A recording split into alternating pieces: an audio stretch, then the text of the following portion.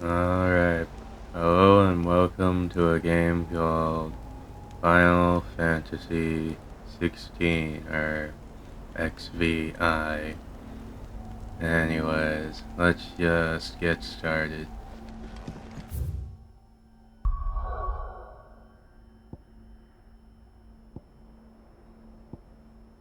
I'll go with this one first.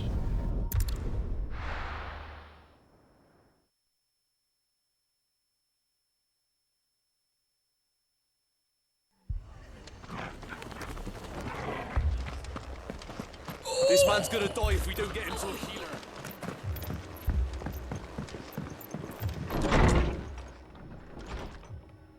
Martha, it's good to see you. And you, Clive. Jill? Otto said you'd been attacked by a Akashic. What exactly happened here? Those skies are what happened. Not long after they fell dark, we had our first visit. There were hundreds of them. Tried to storm the hill. Only a handful made it up here, but that was more than enough. The rest are still down there now.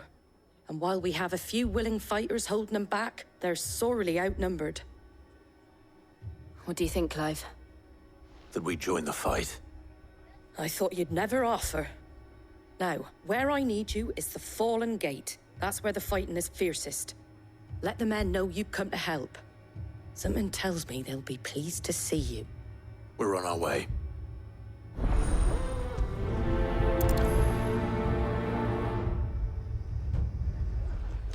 Do you think there are as many as Martha says?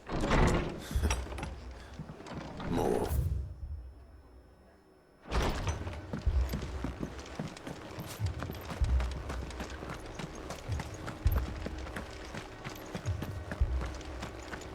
You don't think they've abandoned us, do you?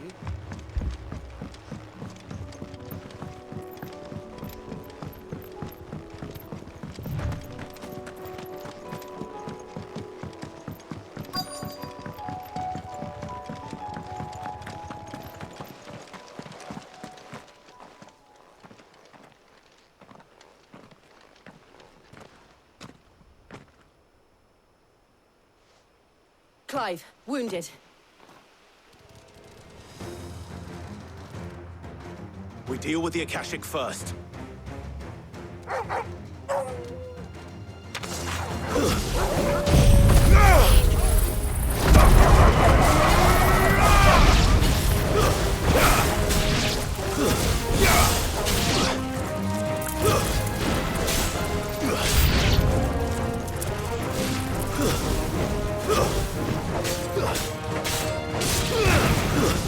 Stay down!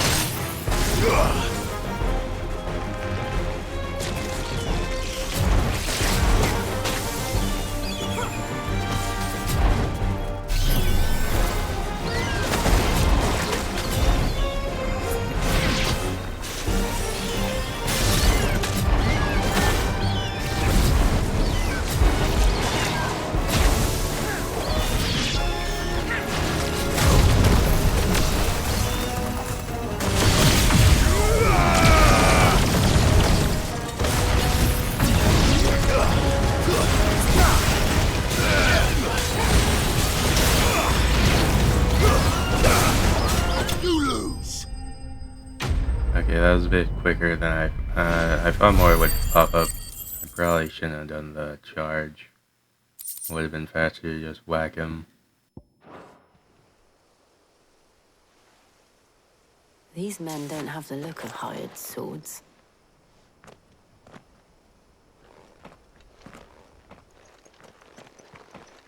If you've come to rob this place, You are mistaken, my Lord Rosfield. We're here by Madame Martha's leave. how do you know my name? Forgive me, my lord. There wasn't time for introductions. We're with the Guardians of the Flame. Wade's men?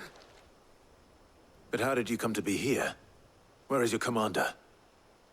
Sir Wade left earlier with a scouting party to find out where the Akashic were coming from. Did he? Take your wounded back to the inn. Martha will see you're looked after. We'll join you anon.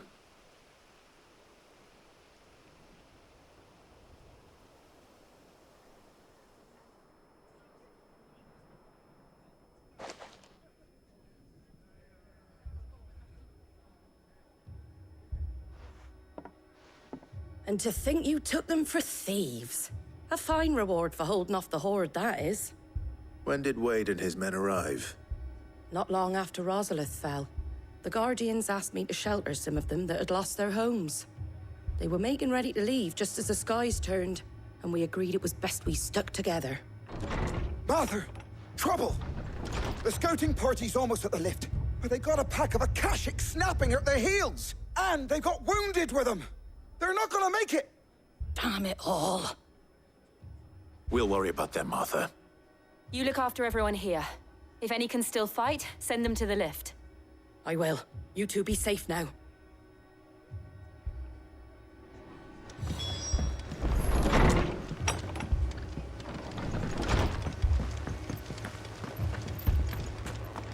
My brothers. Mad dogs.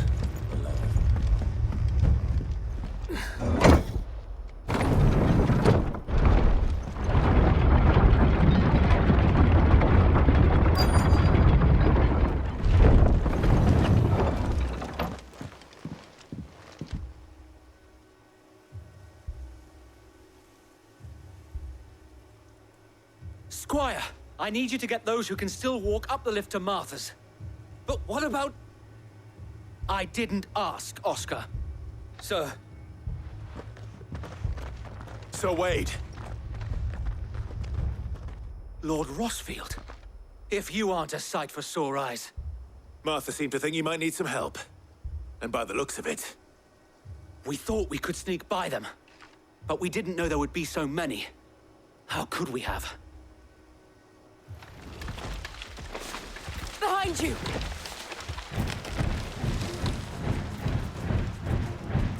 Damn it! We need to get the injured to safety. Do you think we can hold them off? We can certainly try. Are you with us, Sir Wade? Always. Then let's do our duty.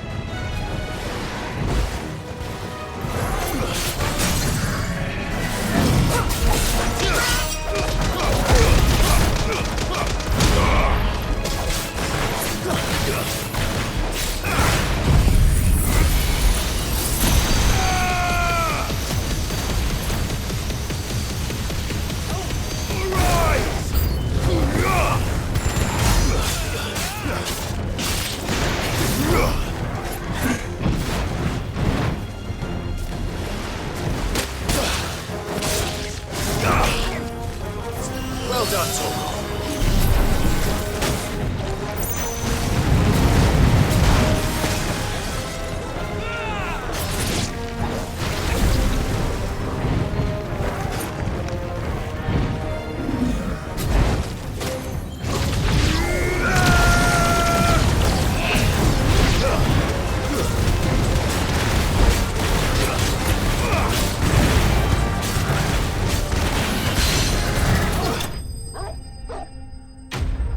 I don't know if it's worth charging that up, but I think it's more worth it if you're able to do the dodge charge, which I haven't been able to.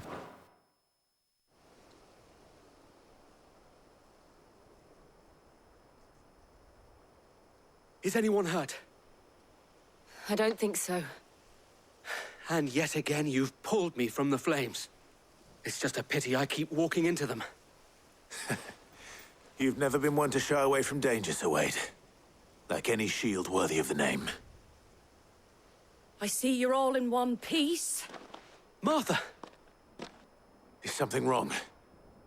The lookout saw smoke coming from down Eastpool way. Too thick to be a hearth. A second horde. Feel like finishing the job. Always. Jill and I will make for Eastpool. You'll need to move the injured without us. Don't you worry about them. The moment my men are safe, I'll follow. Good luck.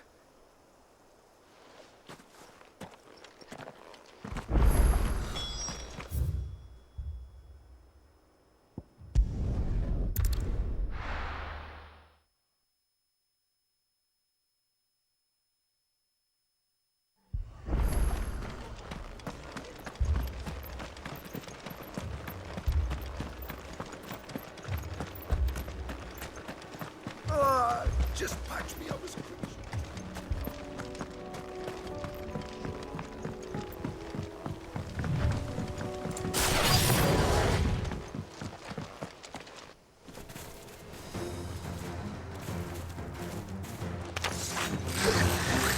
They're headed for the rest.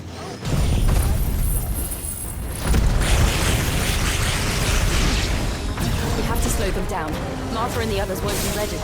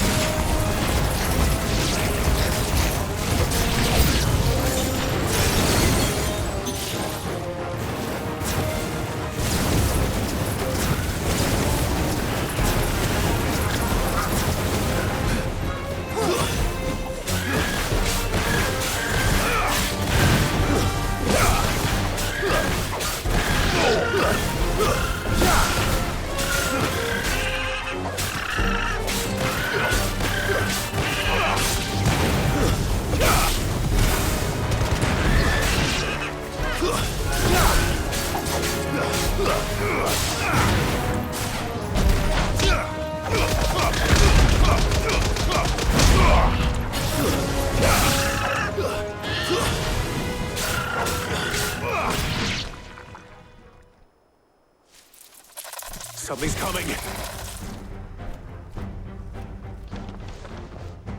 Apologies, my lord. Did I miss anything? Only the first round, Sir Wade. Shall we?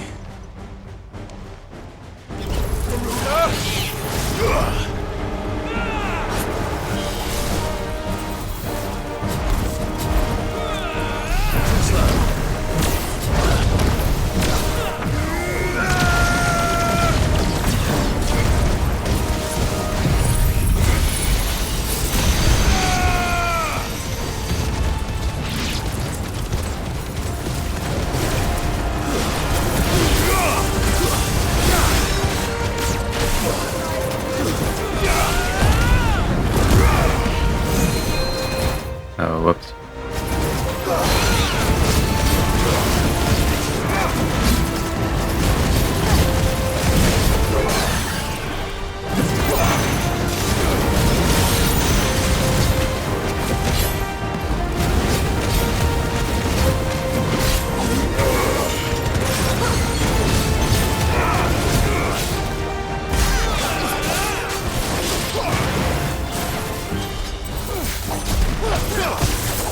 Nice try.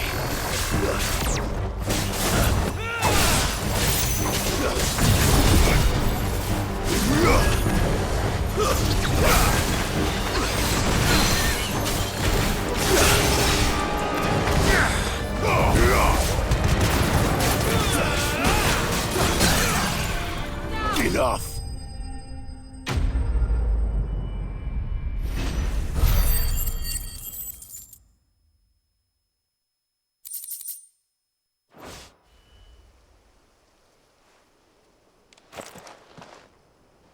Do you see any more? No.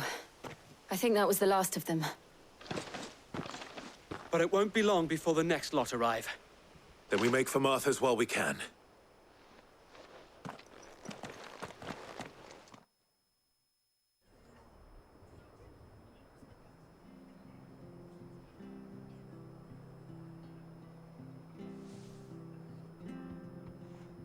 What did you find out there? The same as Sir Wade. Scores of Akashic. Well, wherever they came from, they're gone now. Our lookouts say the lowlands are clear. Hopefully we'll have enough time to lick our wounds. How many of your men were injured? A damn sight less than if you hadn't turned up. Thank you. It was a hard-fought victory. But as long as the skies remain dark, I fear the Akashic's numbers are only going to rise. It's not a matter of if the Horde will be back, but when. And whether that's sooner or later, we'll need to be ready. The inn here affords a good view of the land, and is easily defendable. I'd like to make this one of our outposts. What do you say, Martha? You'd have more men to guard the rest. Well, when you put it like that, of course they can stay.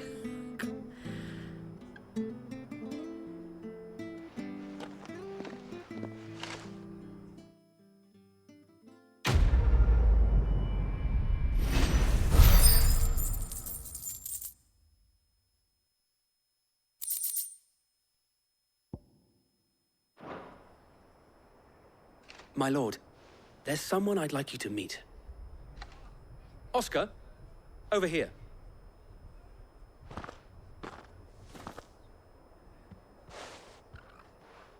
It is an honor to make your acquaintance, Lord Rossfield. I am Oscar. Oscar of House Murdoch. Murdoch? I wasn't aware the Lord Commander had children. Oh, he didn't. But his brother, my father, did. I am Sir Rodney's nephew. Well, go on then. It's not for me to ask him. Yes, Sir Wade.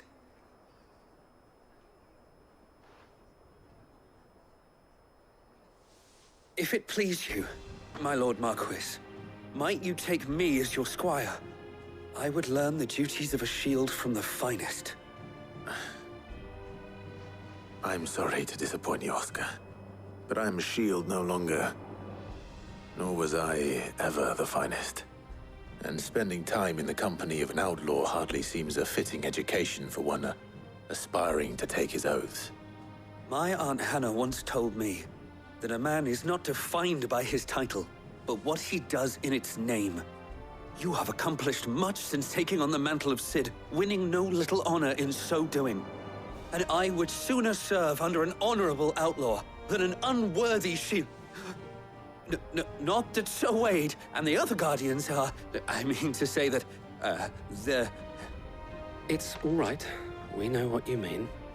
There is only so much the boy can learn from me, my lord. But a squire... Would that really be so bad? You were a squire once. And I'm certain Sir Rodney would approve.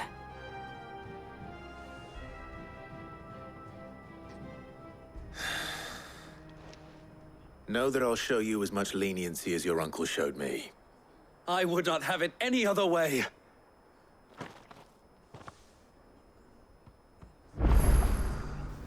Okay. I guess, what is that?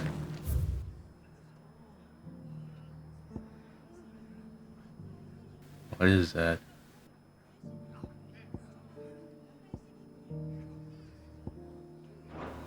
I want to see what that is. I don't think I've seen that mark before. And some of your numbers served you.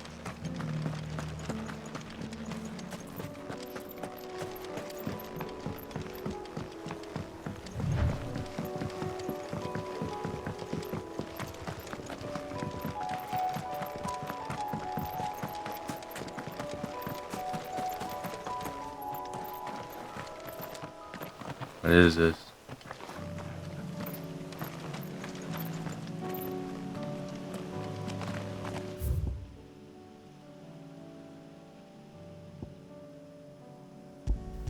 Oh, that's just a mark. I must have set that during the battle when I accidentally went into the fucking menu. I actually didn't know you could set markers.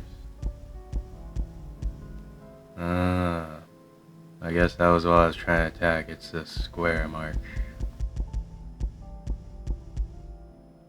Alright, well, I actually didn't know you could set markers. I mean, I guess it says on the bottom right, but I never read the bottom right or paid attention to any of the instructions or anything. I guess, whatever. Gotta move on now.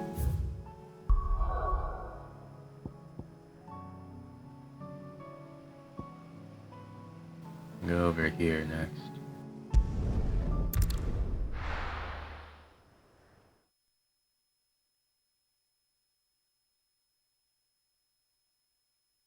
First we find Isabel. Heard a bloke saying he saw ghosts from the far side. I saw it with my own eyes.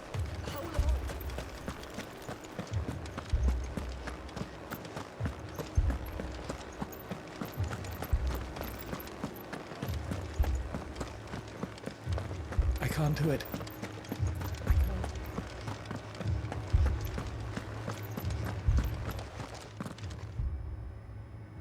My lord, my lady.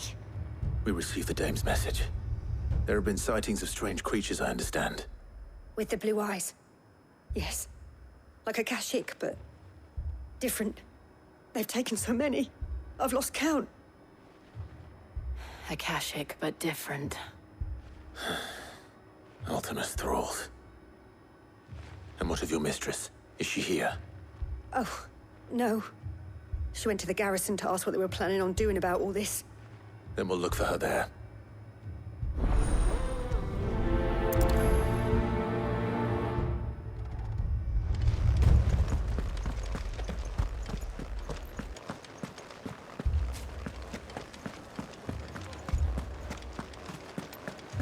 We could leave.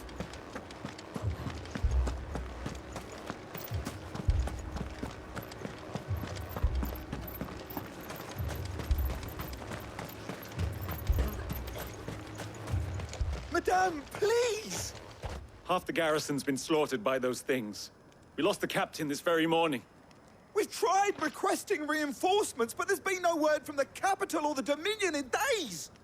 What more would you have us do? I would have you do your duty. Those at the Vale look to me for protection. And protect them I shall. Because they are my charges, and that is my duty. In case you have forgotten, the people of this town are your charges. But more than that, they are your people. Your sisters, your brothers, your lovers. So you have a choice. Lay down your sword and watch as they are slaughtered, or take it up and do what is right. She speaks the truth, you know. This here, it's all we have. It's all that's left. What we have left is our lives! Do you really want us to lose them as well? Not if we don't have to. Look, there's a cask under the captain's bunk. Let's talk about this over a drink, eh? I'm listening. I'll have a word with him.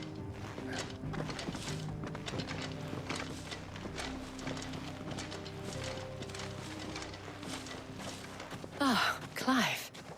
I didn't expect help to arrive so quickly. And sought to take matters into my own hands. It was a noble effort, but I thought you might still need some support. How like you to consider my needs. What we need to consider is where the creatures came from. The way the survivors speak of them, one would think they appeared out of thin air. And perhaps they did. It's hard to know what to believe these days. We'll talk to the survivors.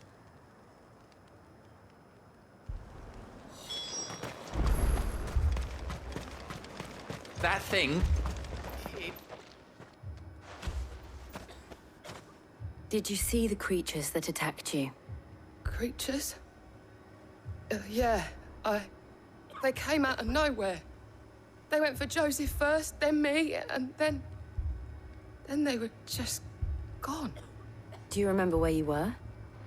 On the road from Oriflamme. We just passed Moor when...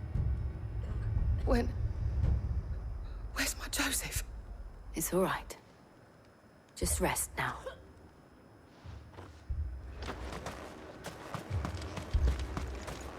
Don't leave me, Paul.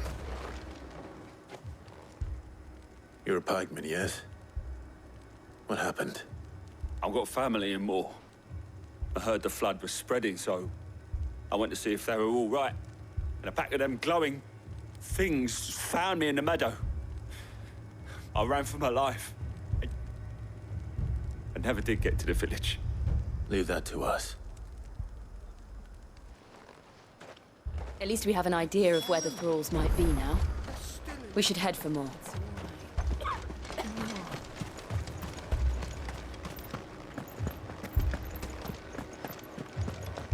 The two soldiers were carrying another.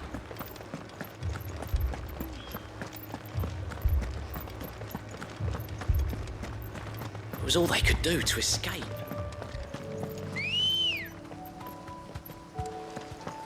Good girl.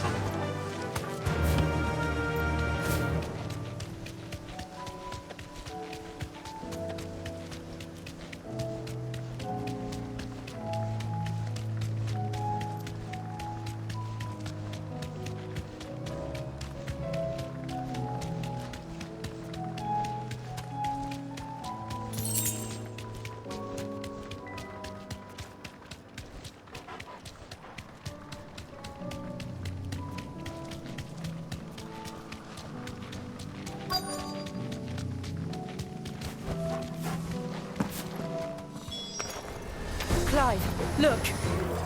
I see them. With me!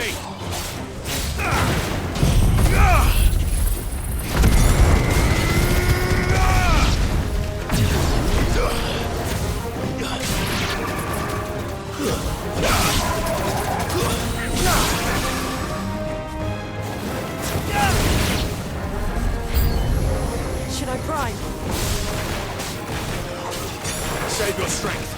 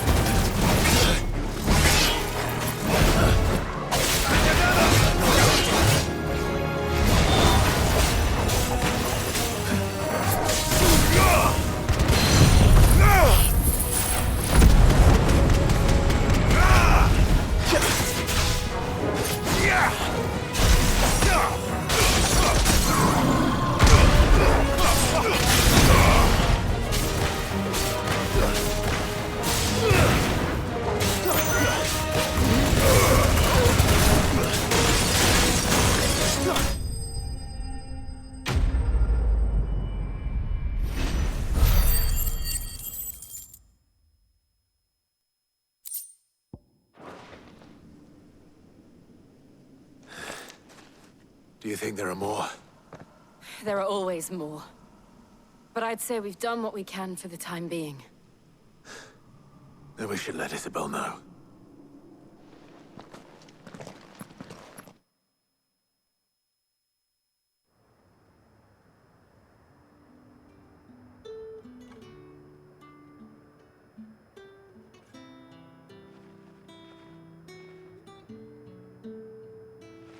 You have the town's thanks.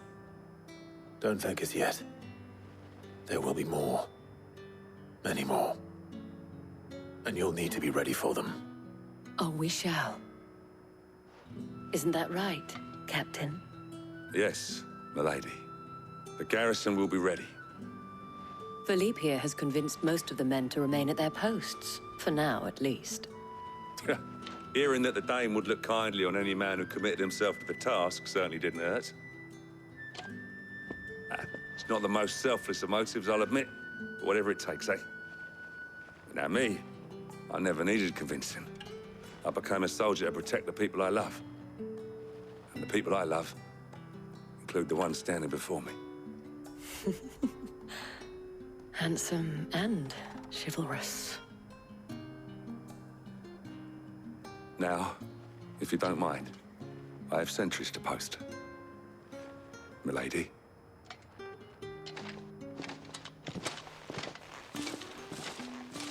Lest you wonder, I'm not foolish enough to believe that this has solved all of my problems. But it has solved one, and that's one fewer than I had this morning. Thank you again, Clive.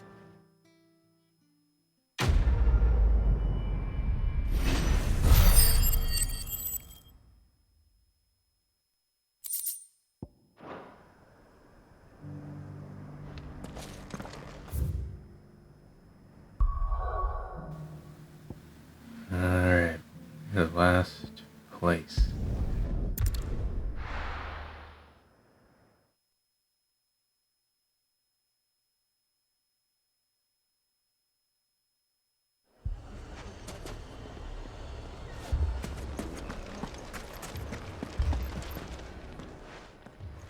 Sid! Your new companion appears much more formidable than your uncle. Should I be worried? You haven't been introduced. Jill, Clive has told me much about you. All lies, I'm sure. Your Stolas said that Dalamil has a bandit problem. Indeed. Although, you're a little late. They left with our food and guild days ago. Any idea where they went? The desert's a big place. Your guess is as good as mine. But the fact is, I have more immediate concerns. What did you say to me? What did you say? Ah, as if by magic.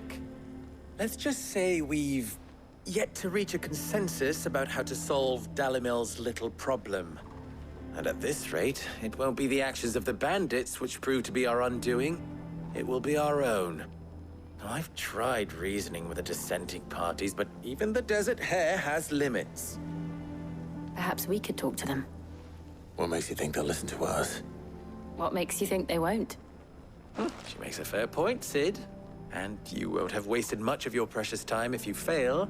They're just across the courtyard.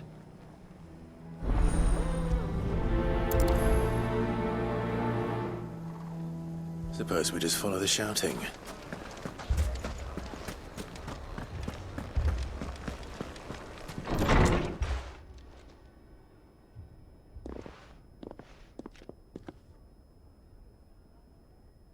You wouldn't talk like that if it had been your men whose throats were slit.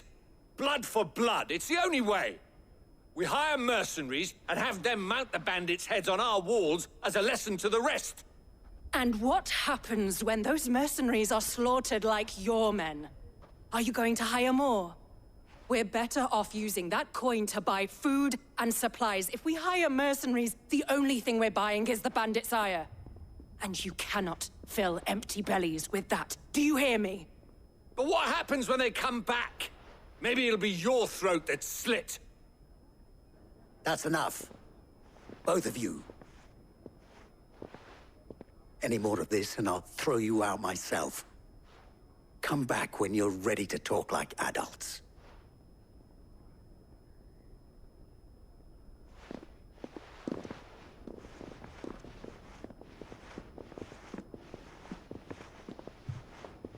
Victor. What's he doing here?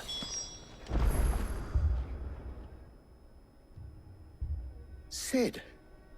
And Lady Jill. What brings you here? I was about to ask you the same thing. Costness is in chaos, and the markets have all but ceased to operate. The Briar's Kiss here in Dalimil is the only place I can reliably obtain supplies. I was here to do just that when Master Lubor told me of his troubles. He thought I might be able to talk some sense into these fools. But if you're here, I suppose his patience must be waning. Who are those people? Those were the thorns in Lubor's side. And the reason this place might be headed the same way as Costness. It's these accursed skies. The darkness is enough to drive a man to madness. Or an entire city, for that matter. We're still working on the skies. But in the meantime, perhaps we can find a solution to Dalimil's problems. I hope so. For all our sakes.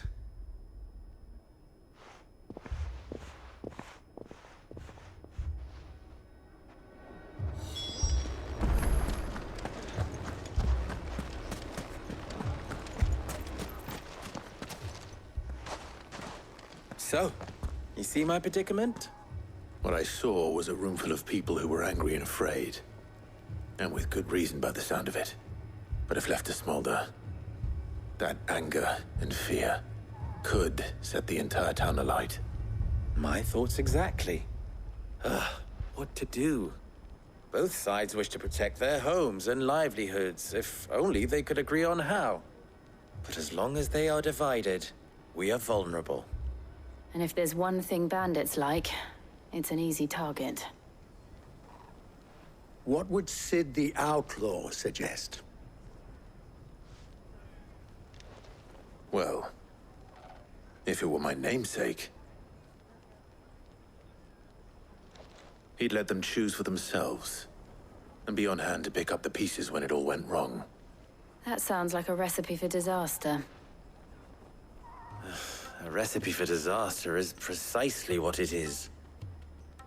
But perhaps that realization would be enough to make them question the ingredients. While it's plain neither Conrad nor Natalie will countenance the other's proposal, it may still be possible to make them doubt their own. Before presenting them with a third option.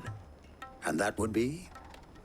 To pool our resources and save the city ourselves. Why fight each other? When all that fear and anger can be directed at the bandits. It appears we have a plan of action. Victor, pay Conrad a visit. See if you can't convince him of his folly. I'll speak with Natalie. As you wish. Your faces are not well known in this town. That may prove useful. Don't worry, Victor and I will do most of the talking. You need only play along. Play along? What he means to say is yes.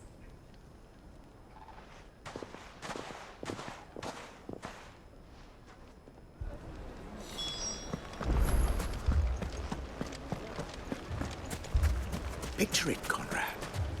Your own city guard. With you as captain. Me?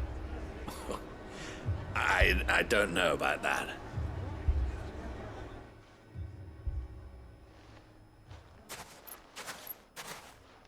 Ah, here she is. The Lady of the Spear herself. Conrad, may I introduce you to Jane, commander of the Red Wings, the oldest mercenary guild in the Free Cities. A pleasure, my lady. The pleasure is all mine. As I told you, I summoned the commander here from Canver to inquire about a contract. Victor says you told him no.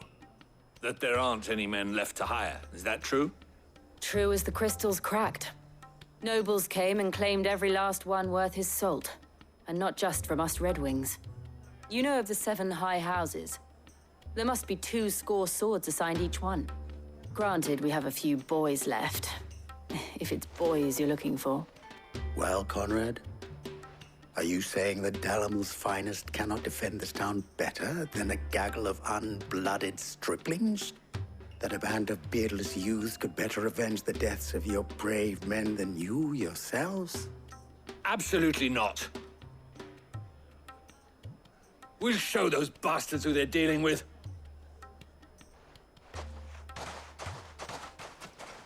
I can't believe that actually worked. Conrad's not what you called the brightest candle in the crypt. And there's a reason why I had you do the talking and not Sid. Well played, my lady.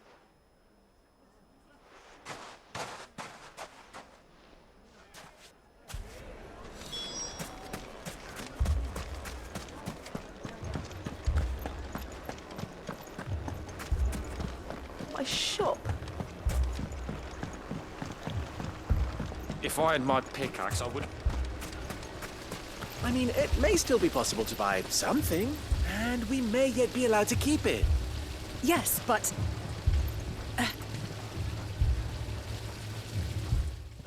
Here he is now. Natalie, allow me to introduce Lord Underhill of Randalar's prestigious League of Merchants. Lord Underhill. At your service. Underhill? I was just telling the good lady of our conversation, my lord, and how you were lamenting the state of the capital's stores. Lubor says that not only are the granaries almost empty, but that war and the Blight mean this season's harvest won't be enough to fill them for winter. Indeed, certainly that is the case. The nobles in the capital are buying up the city's stocks of barley and wine, driving the prices higher than most commoners can afford. It is only a matter of time before the peasants revolt. It is worse than I thought. If what Lord Underhill says is true, I fear we have little hope of supplementing our stores, meager though they regrettably are. And while I applaud your endeavors to dissuade our more bellicose citizens from seeking vengeance, I sense Conrad is not wrong in his assessment of the bandits' likely return. Which means that now, more than ever, we will need to secure what little we still have. Food, weapons, herbs, everything. If our humble town is to endure not only this hardship, but those that are certain to follow, we must stand united. All right. If it will help to protect my home, I'll do it. But you needn't have gone through this charade.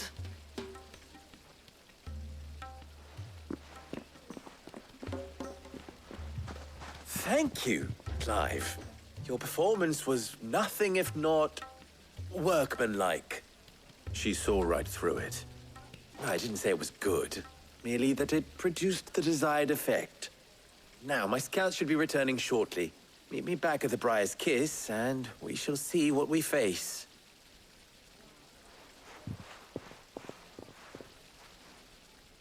I'm not convinced our roles in this ruse were entirely necessary. I don't know. Conrad seemed quite taken with you. Mummy, I'm scared. Oh, I'm ruined. Good news, Sid. Both Conrad and Natalie have somewhat gracefully accepted their new roles. With time, they may even learn to. Time no longer appears to be the luxury it was before lunch. I take it your scouts found the bandits. Technically, it would be the bandits who found my scouts. It appears they march for Dalamil as we speak. All of them. You're not serious. They don't just want food, they want the whole damn town.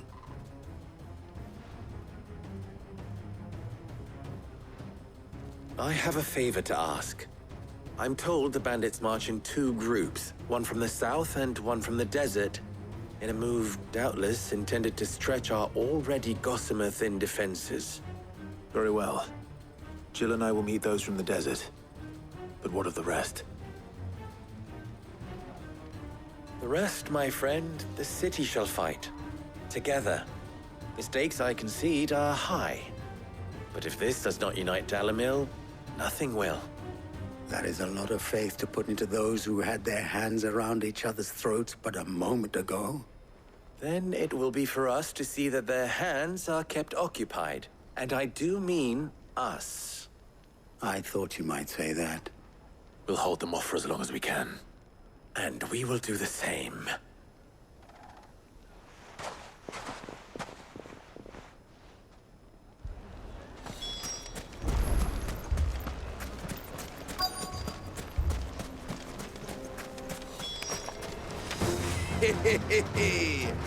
The women folk have come to welcome us.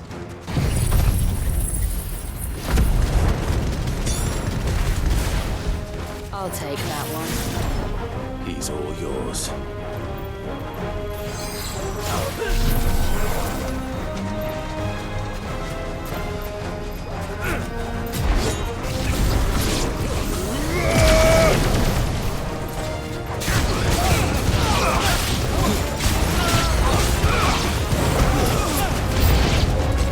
They mean to overwhelm us.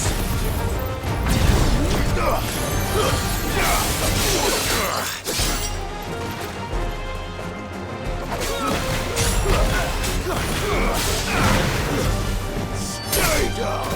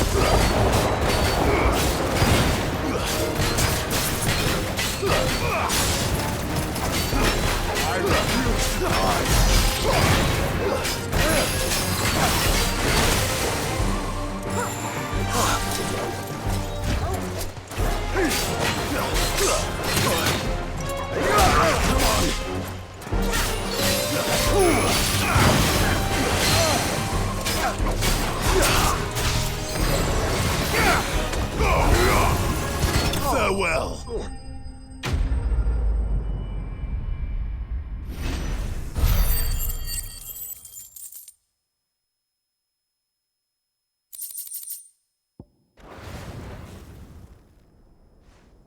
The townspeople. Could they have held out? I don't hear any fighting. What do you think? That we should hurry.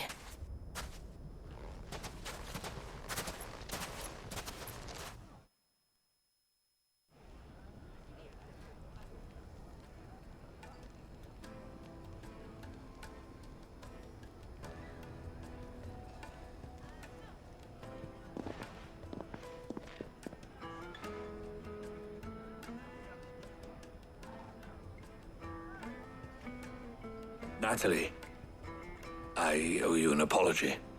You did well out there. The inn would have been lost had you not held the line.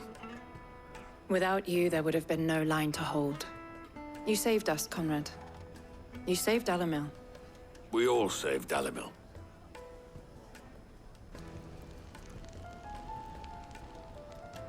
Conrad seems to have had a change of heart. I'd say they both have.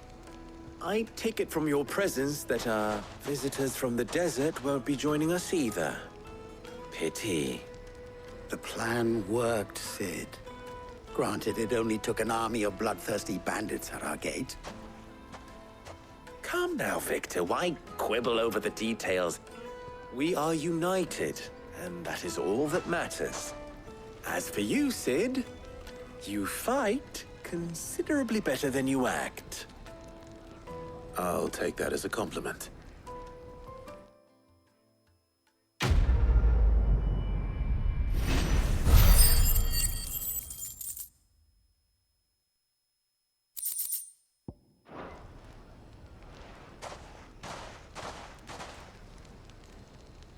Our friends seem to have things under control. For now, at least. Let's go and put Otto's mind at rest.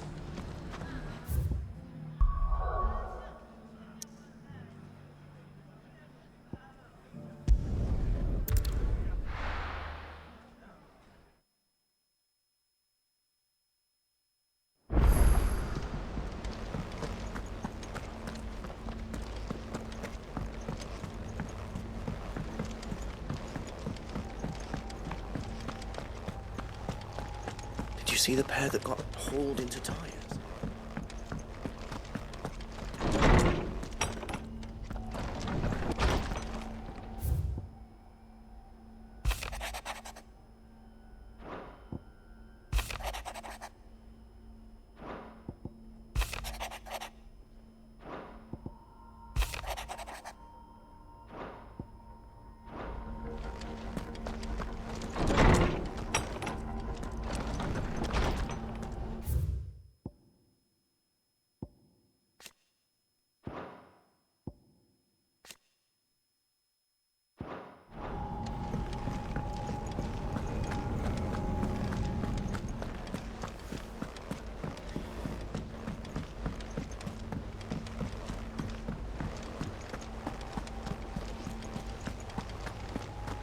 Did you see that?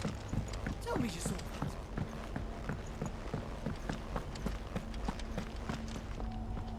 Was wondering when you turn up. Hellos from all our friends thanking you for your timely intervention. How is it you always manage to arrive at just the right moment? Luck, I suppose. Any word on the rest of the realm? Let's see. Storm's still crying out for mother crystals. The nations are still in chaos. And the skies are still the color of a kick in the kidneys 2 days on. So... Right. Clive, we knew this was going to happen. Well, not the bleeding skies part, but you take my point. Now's not the time to second-guess yourself. Now's the time to visit the infirmary. Tyre says your brother's awake. Thank you, Otto.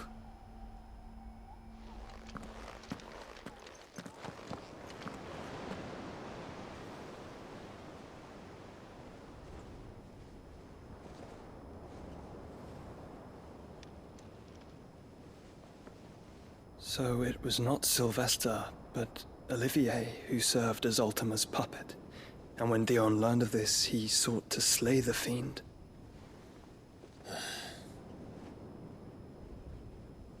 Only for his father to take the spear that would have freed him. Enough to drive a man to madness. Small wonder he hasn't stirred. I would be afraid to wake. Had I but reached out to him sooner, warned him of the threat Ultima posed. But now, both an empire and her prince lie broken. Joshua, what do you know of Ultima?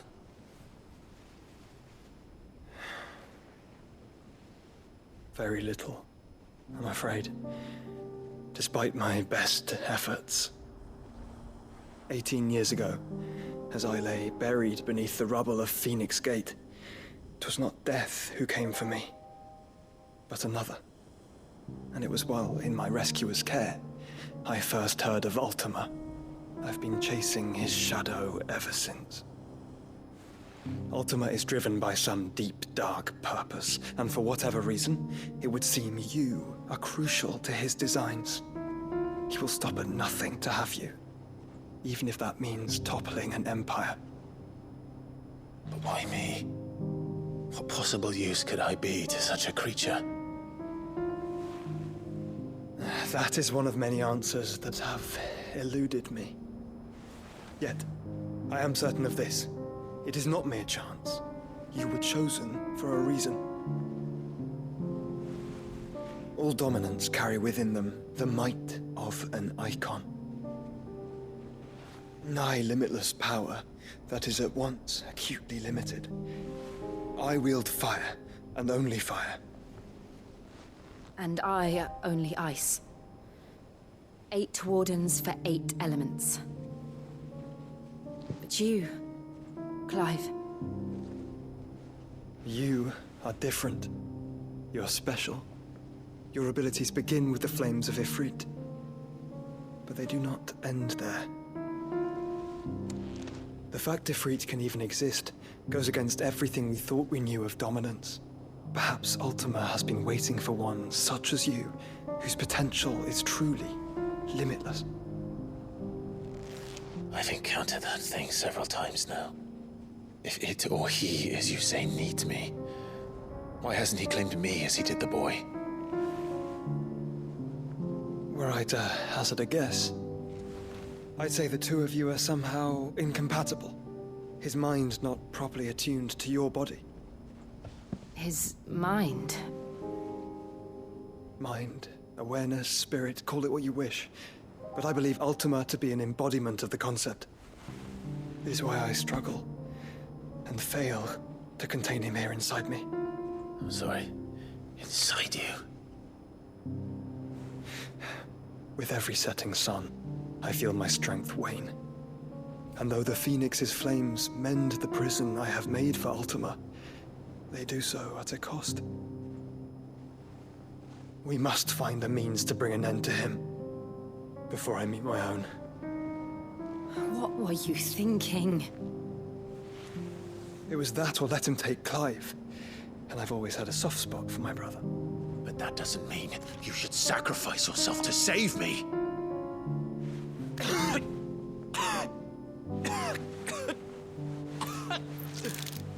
Joshua. Clive, it's Gav.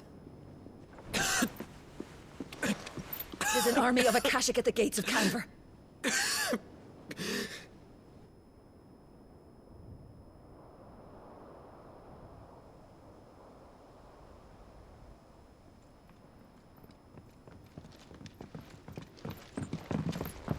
Well, what's the short of it?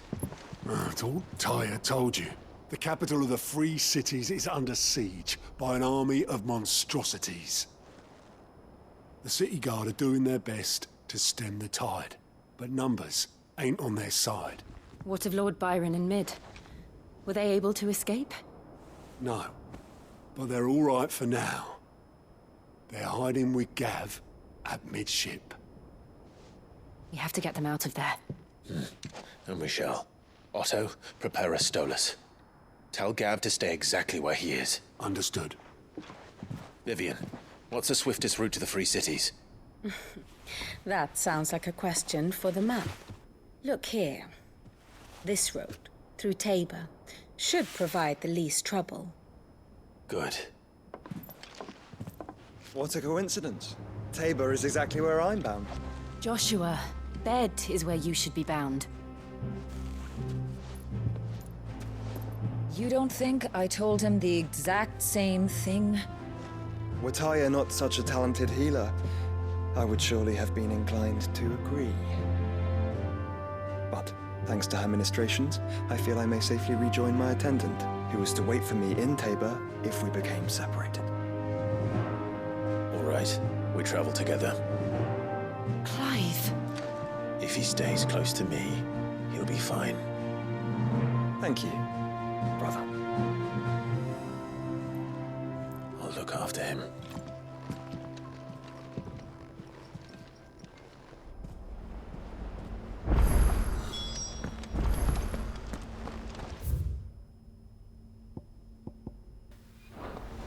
Yeah, there's a lot of side quests. Gonna go through all of them right now, but man, that's probably gonna take time if it is a lot.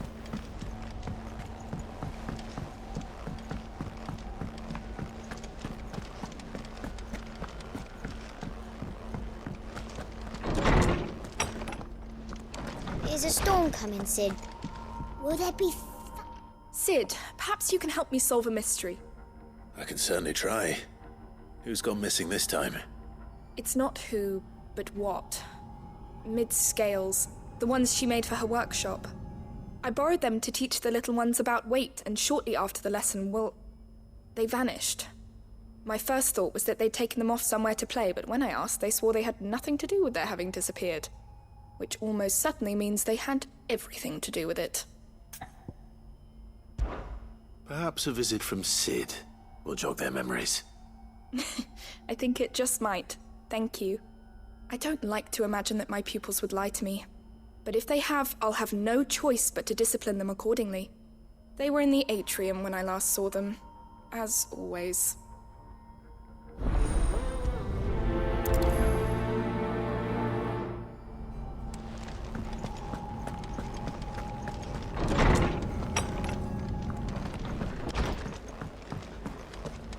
Seems the hideaway has lost its blasted book.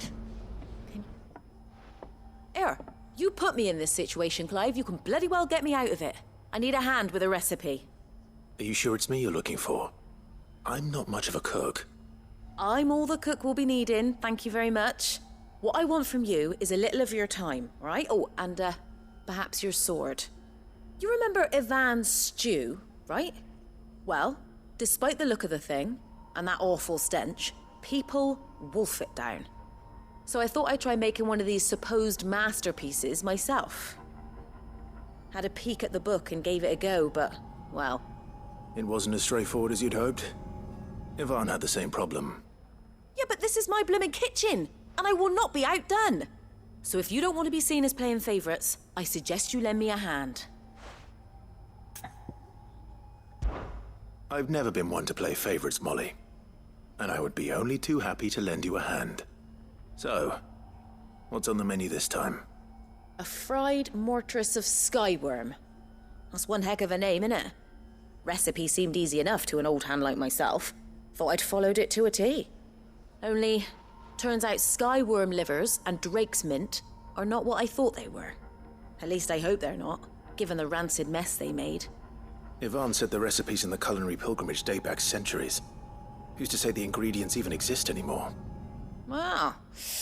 That's a question for a scholar, wouldn't you say? Perhaps you know of one? Kindly old fella who haunts the shelves, maybe? Fine. I'll go and speak to Harpocrates. Perhaps he'll know something. And if he does, I'll see if I can find your ingredients for you. You do that. Lest we forget, you've got a reputation to uphold.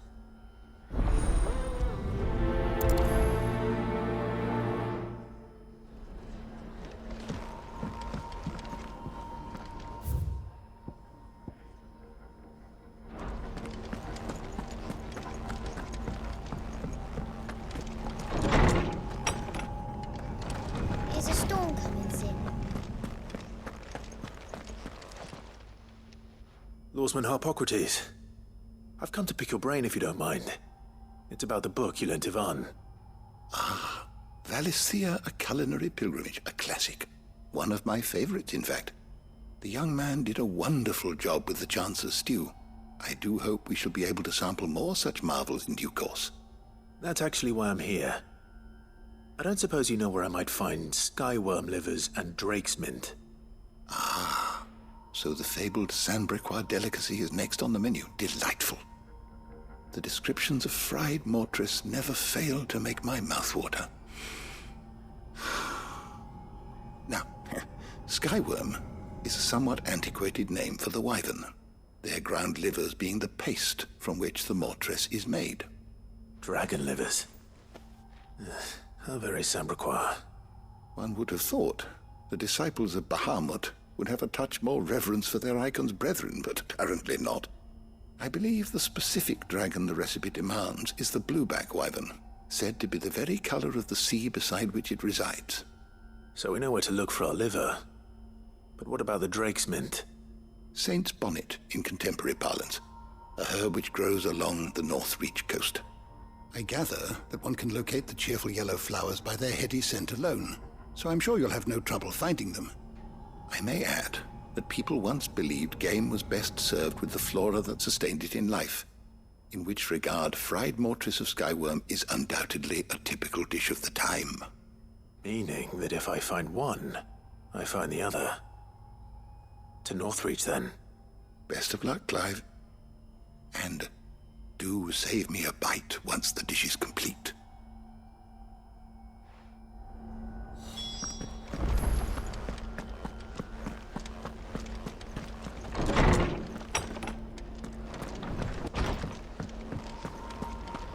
It seems the hideaway is lost.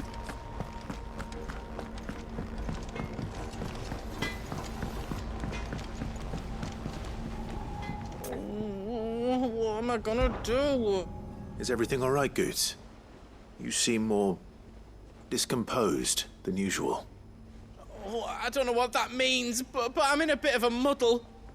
Oh, I think Nan might be in trouble, and she's... It's all right. You can tell me.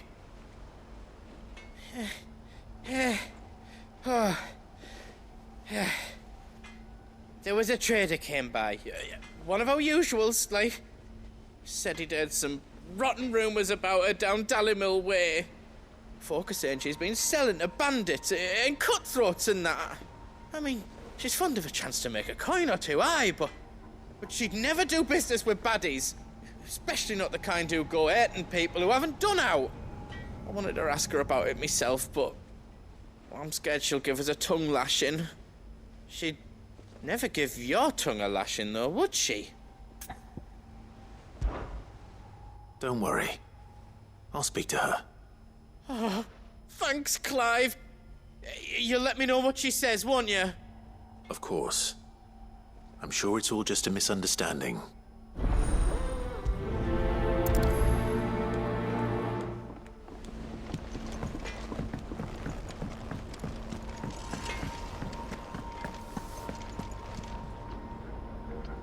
Lady Karen. How's business? Not nearly as foul as the weather. You're doing good trade, then? Both in and out of the hideaway? Can't complain. Wait. What exactly are you getting at? Not once in 5 long years do you pay my affairs half a care, but here you are today, raking me over the coals like a bloody popoto? Just asking. Out of interest. All right. I'm here because I was told that certain rumors have been circulating. About you selling weapons to brigands. Oh, are you? And who was it who knows me so well as to tell tales of my evil exploits? I didn't exactly hear firsthand. All I know is that someone in Dallymil has been spreading word to that effect. And what? You believe it? You think I'm profiting off the blood of innocents, do you? Look, I've done things I'm not proud of. Might be there were a time when I turned a blind eye to the wretchedness of the world so I could line my pocket. But that woman is no more. And you'd know that if you'd ever paid the slightest bit of notice. You're right, Lady Karen. I apologize. It was wrong of me to doubt you. No, it was. Now, I reckon you've got better things to do than pointing your do-gooding finger at a poor old woman. Of course. Good day.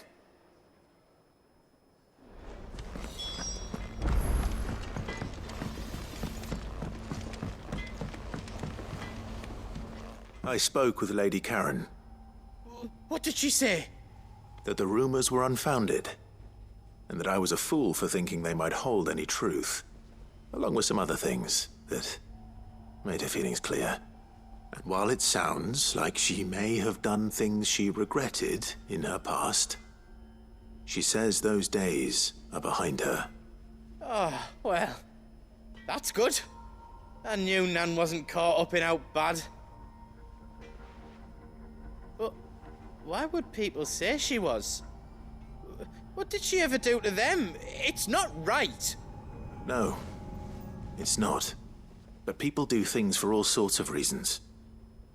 Perhaps we'll never know. Well, I'm going to find out. That trader, he said they were all talking about her in Dalimil. So that's where I'm going.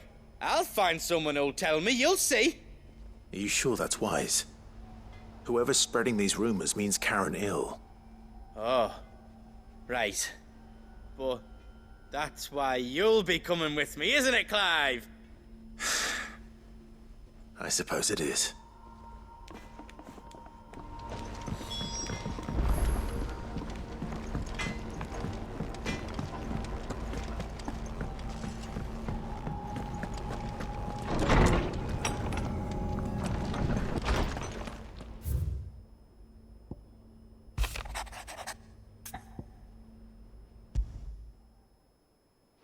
Rutherford. Wasn't that the name of my uncle's manservant? Why would he be at Martha's Rest?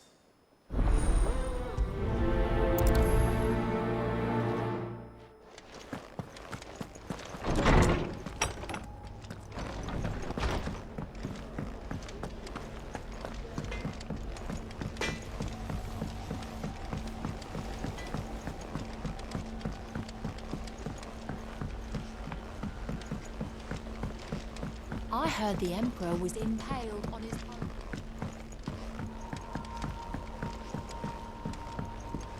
We're all gonna die! You hear me? What do you reckon we should do? I say we should just...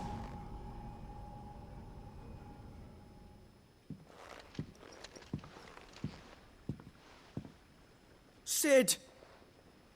Hard at your studies, I see. And what is that? It's not a set of scales, is it? No. Of course it isn't.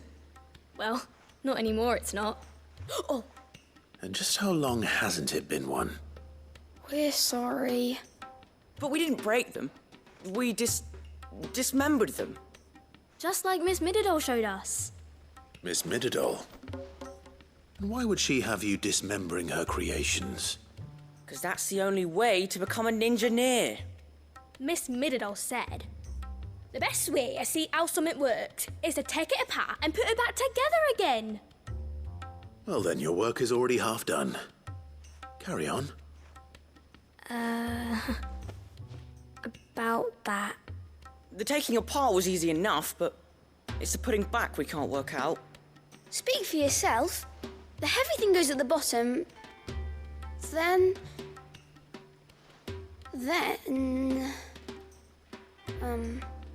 You three need to learn to take responsibility for your actions. So let's have a look at these parts with fresh eyes, shall we?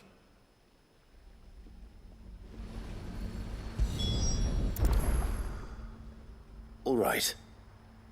Everything here was once part of Miss Mididol's scales. Every piece has its own role to play, and each is just as important as the others. If even one of them is missing, the scales won't work. So let's think about what those roles might be. You already know one of the pieces. The body. Its role is to support everything else. But what of the others?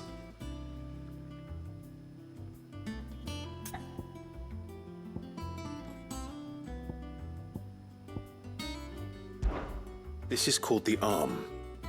Why do you suppose that is? It doesn't look much like an arm. You're right. It looks more like a wing. Like a chocobo wing!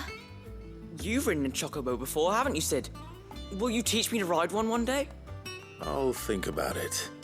Now, what do arms do? Hold things. So wait, maybe this arm holds things too? Good thinking. You're on the right track.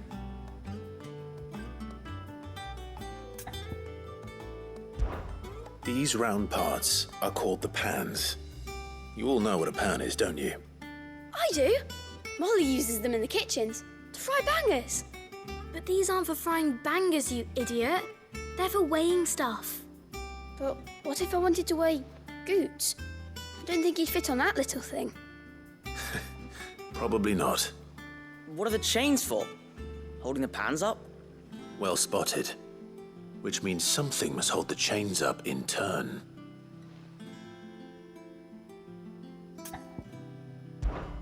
This tiny piece is what's called a cogwheel, or gear. Have you ever seen one before? I have.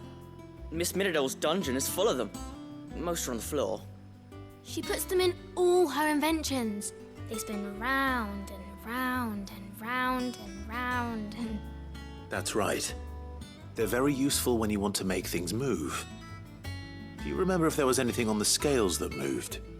I remember the arm moved when I tried weighing an apple. And then somebody ate it. Not my fault. You shouldn't have tried weighing it before lunch. You know what part's supposed to move and how it's supposed to move. So, let's put the pieces together first, see what doesn't move, and then stick the cogwheel to that. Not a bad idea. You see? It's not so difficult. So, now that we've taken stock of the parts and learned what they do, what do you think? I think we've got it. Then here's what we'll do. You tell me what goes where, and I'll put the scales together. Well, obviously you need to start with the body. All the other pieces fit onto it, don't they? And the arms go on the body, just like real arms. Or wings, if you're a chocobo. And then the arms hold the pans by the chains. Very good. Let's see if that works. There. All finished.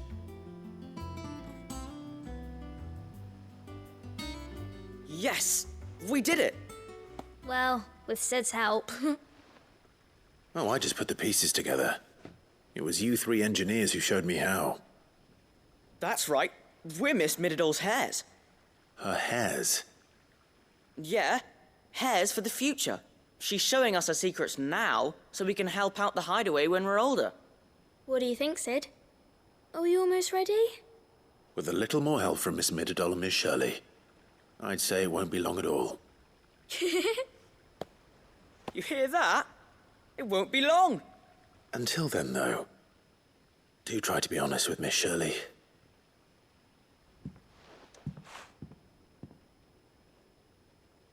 Hey, look! We never used the cogwheel. You don't think Sid forgot about it, do you?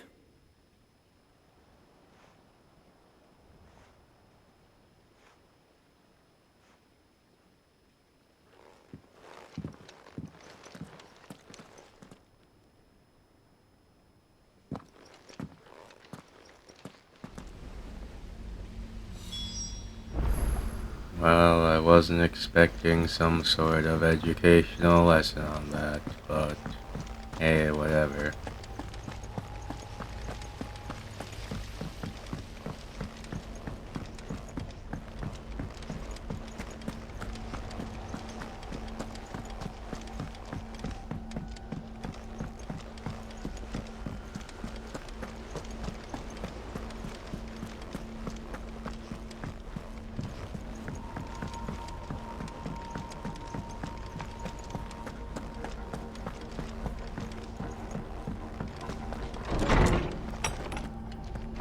Is a storm coming, Sid?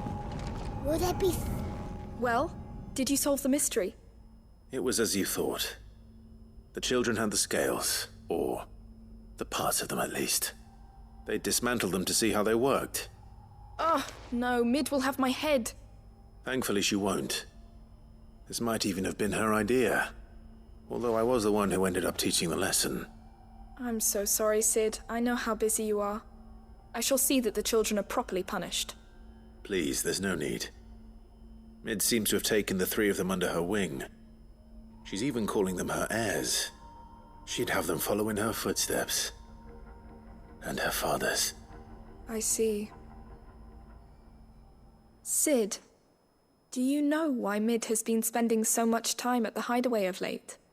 She told me it was because her studies have been interrupted by events in Canva. Is that not true? No, it isn't. The university offered her a commission. In exchange for full tuition, room and board, they asked her to oversee the design of several new war engines.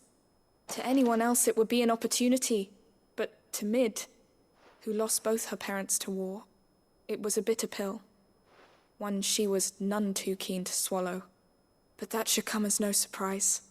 She's only ever cared about bringing people hope. The very last thing war can be said to do. Which explains her heirs. She's working to give them a better life. And so should I. What's the odd engineering lesson? Oh, you've given them far more than that. And I'm sure they're very grateful.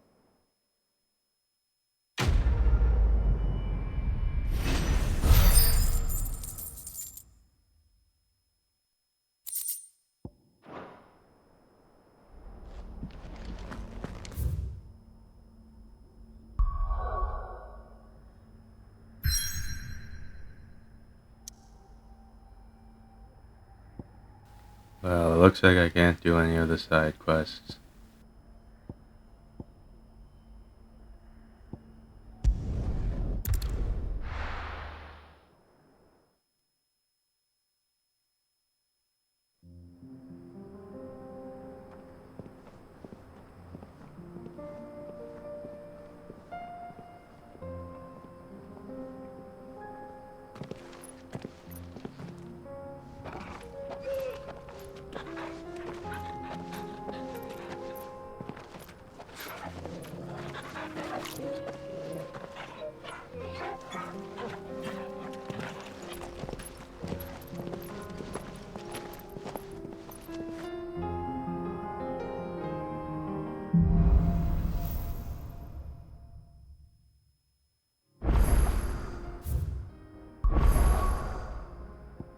Oh, now I can go and do the side quest.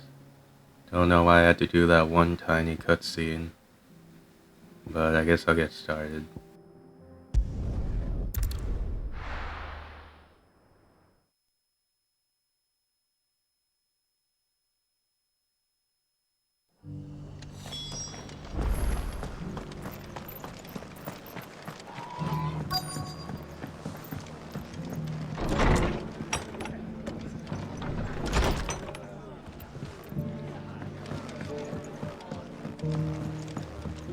My lord Marquis, is that you? It is you. Then you received my letter. I am Sebastian Rutherford, chief steward of your lord uncle's estate. Of course. We met once before. Yes, my lord. Thank you for coming. And what was so sensitive that you couldn't put it in writing? 1,000 apologies, my lord. I did not mean to offend. I merely... It's all right. Continue. I am here at Martha's Rest, at the behest of your lord uncle, tasked with learning what I am able of the realm's current state of affairs. And what I have learned is grim. The fall of the Mother Crystals has left Storm in a state of utter disarray. The subsequent darkening of the heavens has only made things worse. Akashic attacks, once unthinkable, are now commonplace. The gears of governance have ground to a halt, and without a steady hand on the tiller, the realm threatens to drift into utter chaos. Your lord uncle, however, believes there is a way to avoid this fate, and is determined to see it set in motion. That sounds like quite the undertaking. It is. Hence my having enlisted the aid of several colleagues serving the 7 high houses. Alas... Alas? I have lost contact with 2 of those colleagues already. They are both able-bodied and trained in the sword, yet in these dark times even that may not prove sufficient. to keep a man safe on the road. So you want me to find them? I'll need to know where they went. One I sent to investigate the Republic, the other the old Imperial capital of Oriflamme. That doesn't exactly narrow it down. I suppose I'll start in Dalimil and work my way east. Thank you, my lord. I shall pray for your success and safety.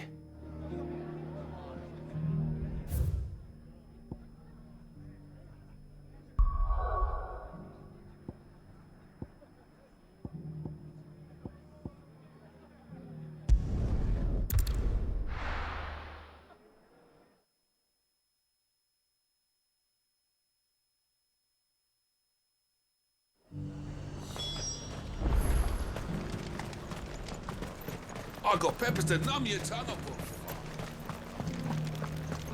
There were ghosts at the gates not days ago. You needn't fret. The creatures.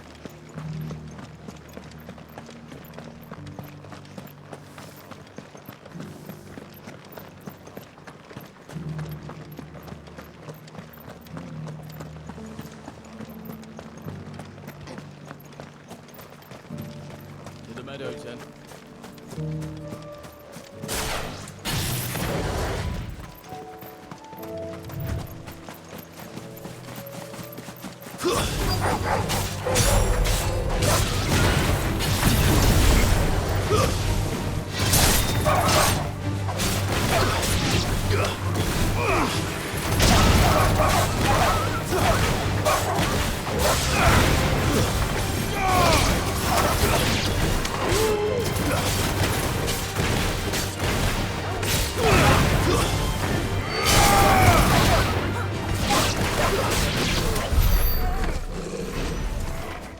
Hippocrates said I should be able to find what I'm looking for somewhere nearby.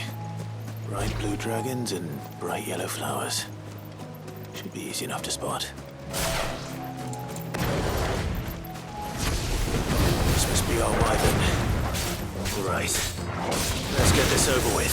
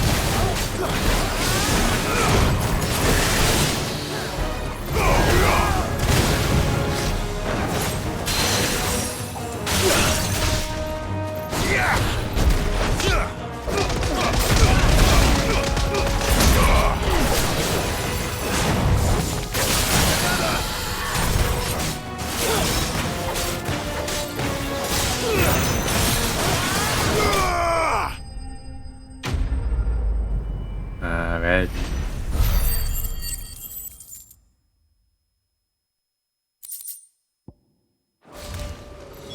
That's the wyvern's liver. Now I just need to find the herbs. Bright yellow with a heady scent.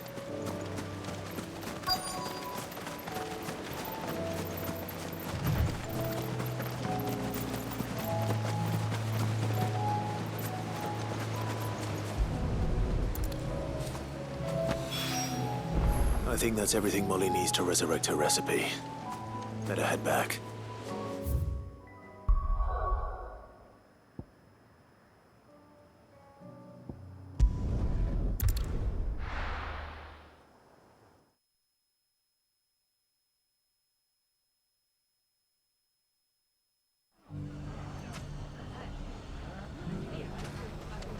It's not going to be easy finding one man in an entire republic. Let's hope someone here's seen something. It shouldn't be too hard to find goods. The gentleman of the town guard.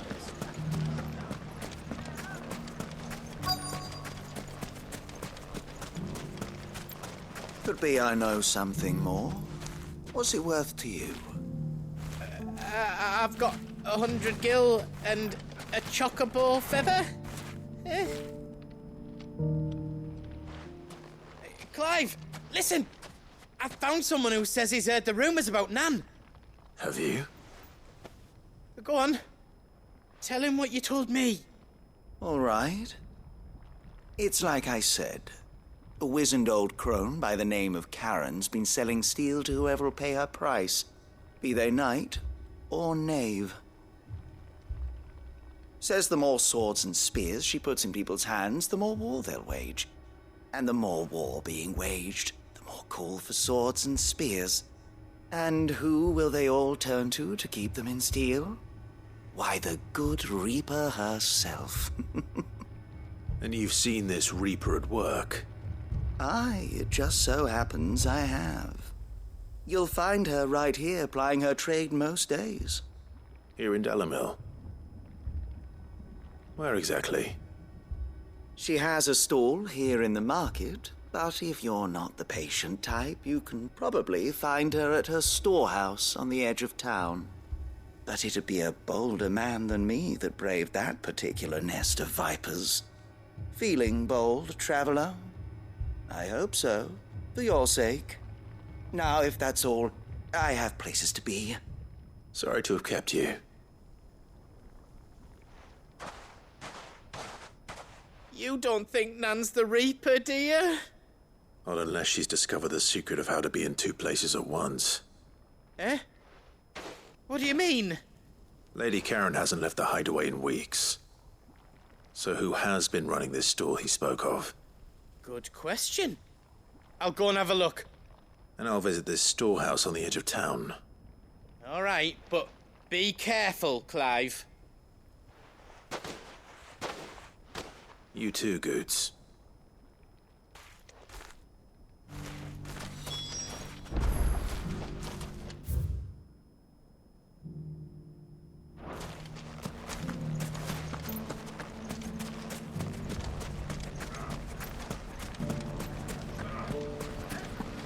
The gentleman of the town guard. Mummy. What a mess.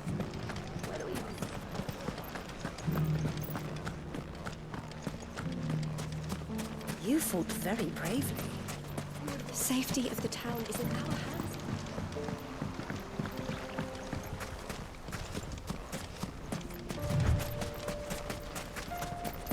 Time to brave the Viper's Nest.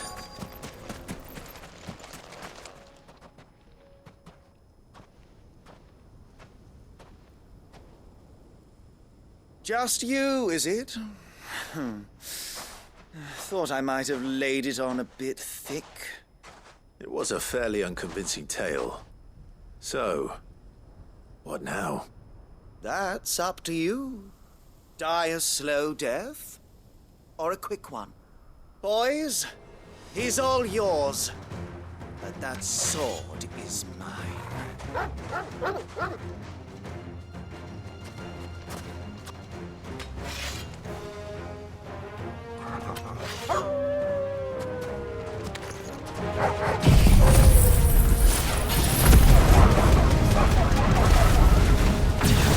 Leave now and we could pretend this didn't happen.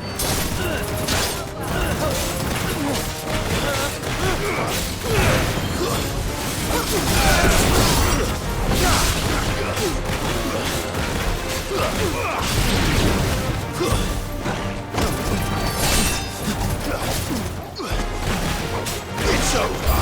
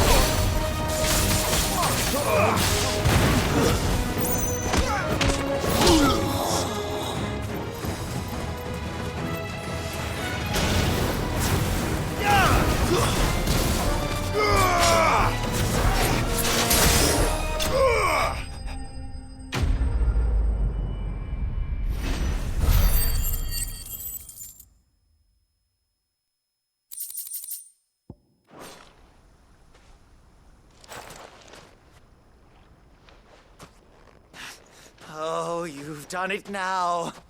Go on. Tell me what I've done. When the Borgwyn finds out you've killed his men, he'll have your head. He only wanted that bull of a manservant, the dim one always clinging to Karen's skirts. You weren't even supposed to be here. Who the hell are you anyway? What were you going to do to him? The Borgwyn wanted him to get to Karen. I was only supposed to point the lamp in the right direction once he arrived in Dalamil. But then you turned up. Well, go on then. If you're going to end me, end me. You're not worth the effort. Now be gone, before I change my mind. Fucking coward! I need to find Goots. Right now.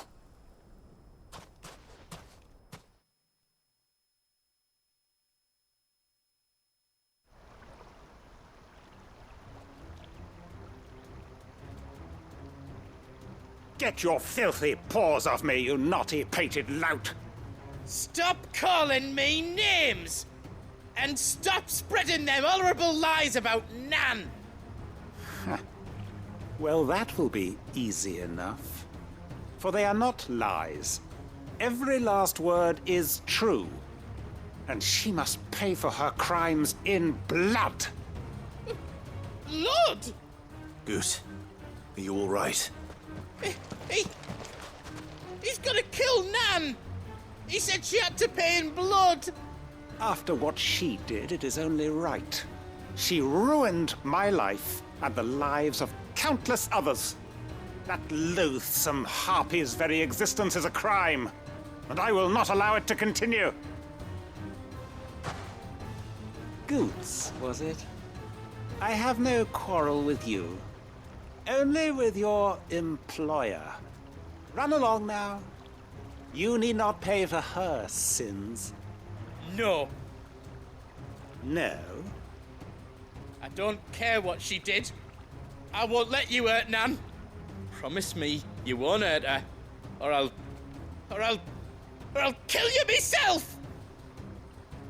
Goots, no. Enough, all of you!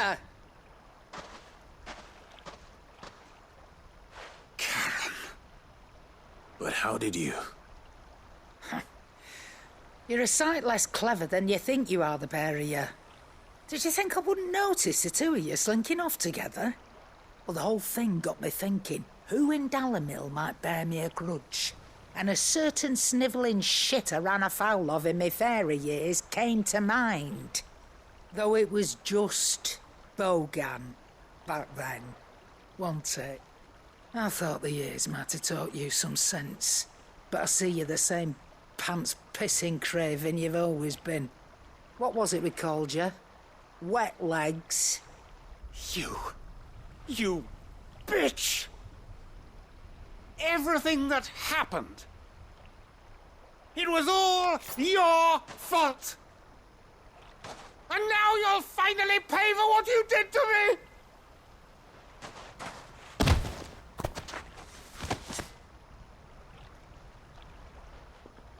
Goots, you...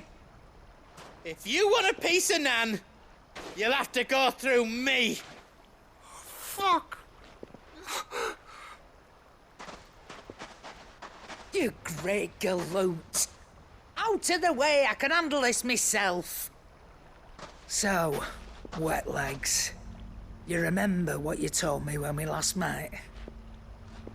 An eye for an eye. Wise words, Sam. Wise words. And now, it's time to collect.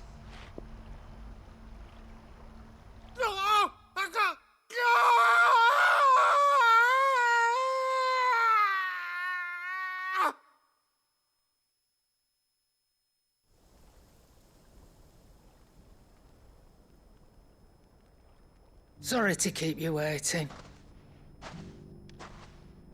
Is he... Dead? No. But I reckon he wishes he was. It isn't easy going through life one eye short of a pair. After all, I should know. You don't mean... Oh, don't tell me you didn't notice. Lost it to old Wet Legs back when we were working the same routes. Said I'd stolen from his strongbox. I'd done nothing of the sort, mind, but that didn't stop him taking his little revenge. So I took some of my own. Sorry, lost everything. His coin, his clients. Always knew he'd be back one day to claim his due. But he crossed a line dragging poor Goots into this. He didn't hurt you, did he? No, Nan. Still got all my arms, see? Legs too. But what if he comes back again? What if he does? First we take the other eye, then we work our way down. He'll learn his lesson soon enough. But something tells me the Wet Legs has learned it already. Right. Let's get you back to the hideaway. You've attracted quite enough attention already. Ta-ra, Clive. Remind me never to cross you, Karen.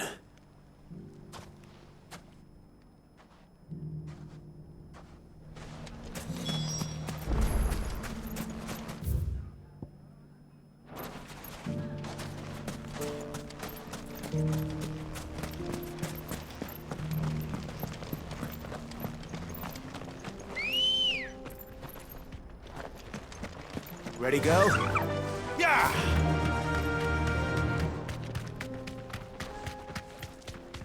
Someone's got himself in trouble.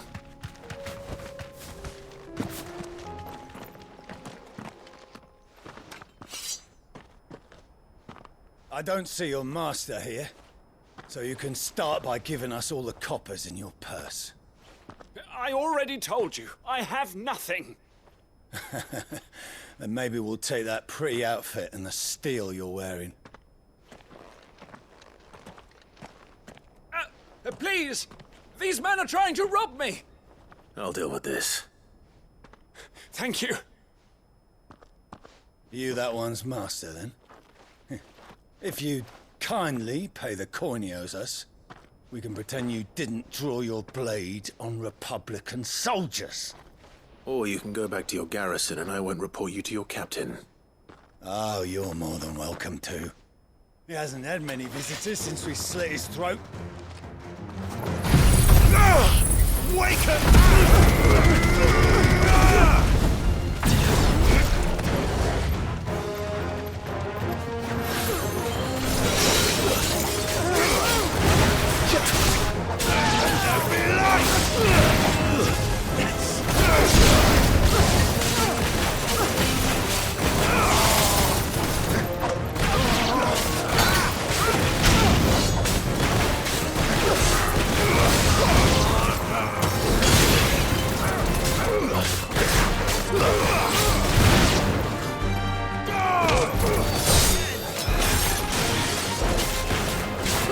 It's over.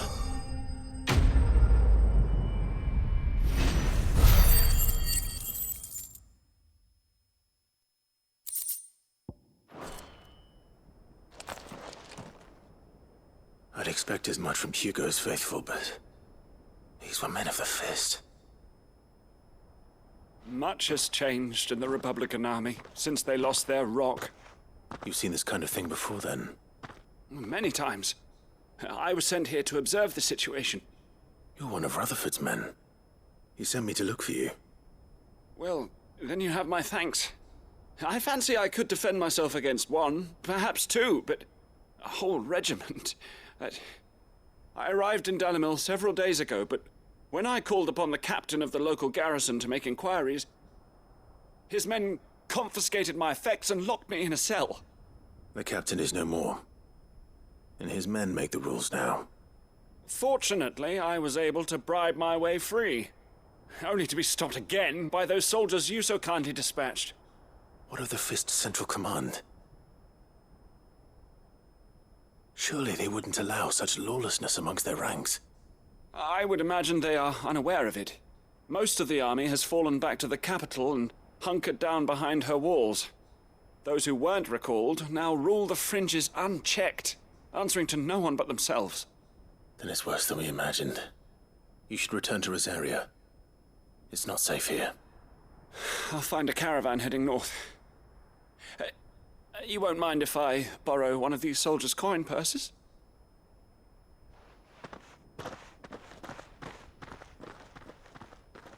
Not at all. Now, to find this second associate of Rutherford's. If he was bound for Oriflamme, I'll start at Northreach and see if I can pick up his trail.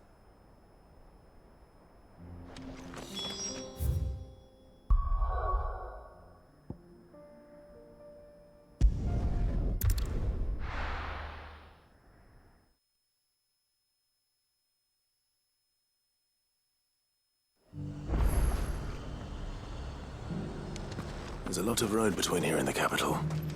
Rutherford's man could be anywhere.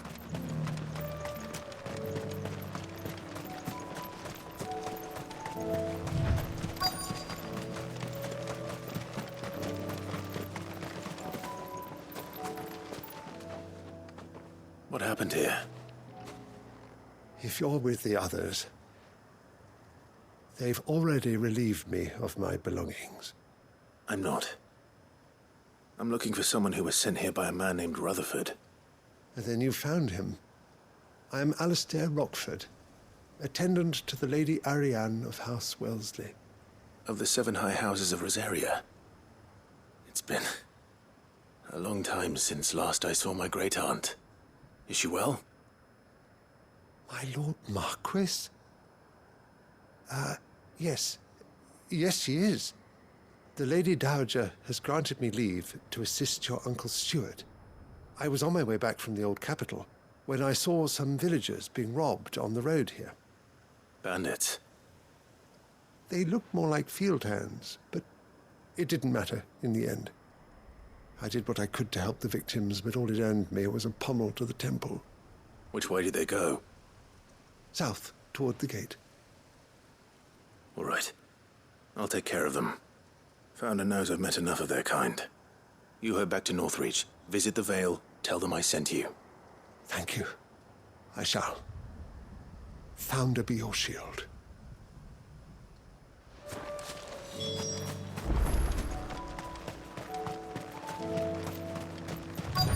They just couldn't resist, could they?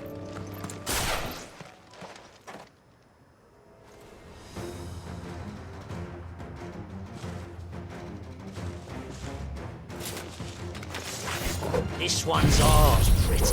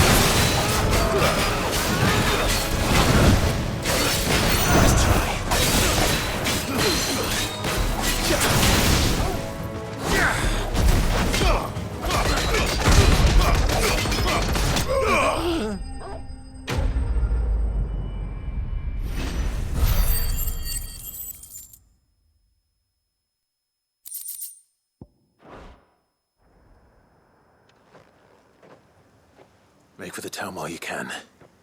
There may be more bandits nearby. You don't need to tell me twice. Many thanks, traveler.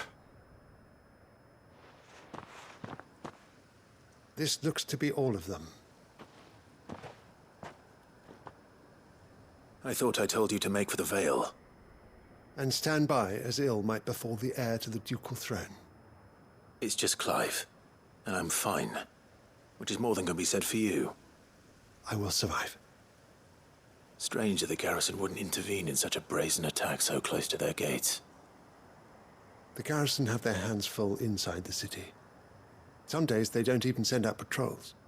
There are few hands left to work the fields, and even fewer to transport the grain. The market stalls are nearly bare, and the price for what remains is exorbitant. It's not uncommon to see a fight break out over a crust of bread. When I said the ones who attacked me didn't have the look of bandits, I meant it. They were probably just desperate. Rockford, listen to me.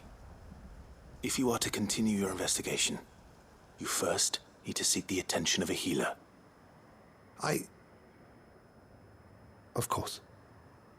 I shall return to Northreach right away. But allow me to thank you first. Had you not happened along, Don't thank me. Thank Rutherford. It was he who sent me. I suppose he'll be wondering where I've got to. I shall send a Bastolus as soon as I'm able. Good day.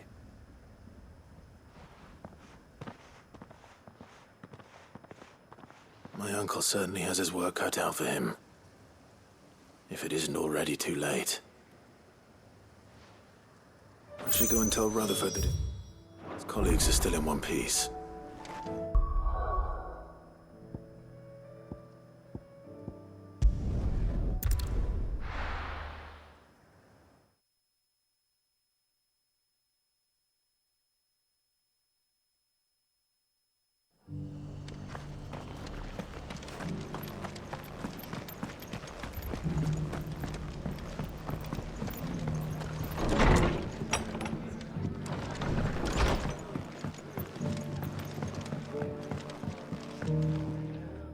I see you're still here.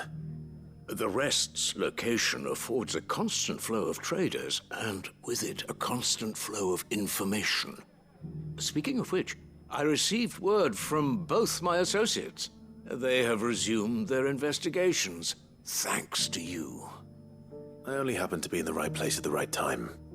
They both seem to think the realm's prospects rather grim. I am afraid that grim would be putting it lightly. Storm is in crisis, and if we are to free her, we must work quickly. And we must work together. Such is your Lord Uncle's wish. As it is mine.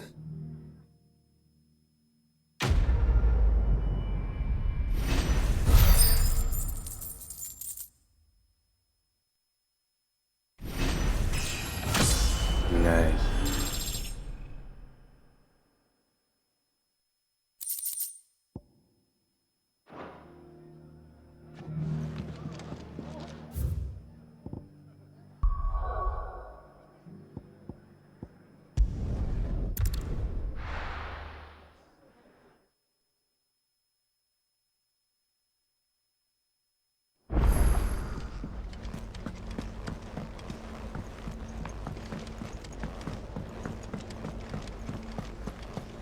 Seems the hideaway's lost its appetite. So, did you have that word with Tomes then? I did, and he was as helpful as ever. He told me exactly where to look, in fact.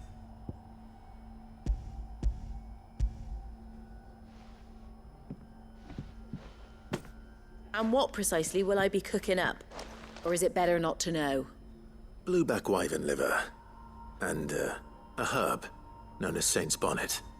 Ah, wyvern livers, was it? Well, at least it weren't actual worms, I suppose. Now then, you stay right where you are. I've got some cooking to do. Let's hope these grand old chefs of yore knew what they were on about.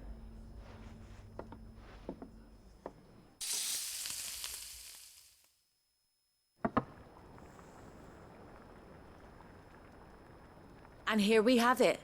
Fried mortress of skyworm. Ivan's offered to make sure it's fit for consumption. Well, I say offered.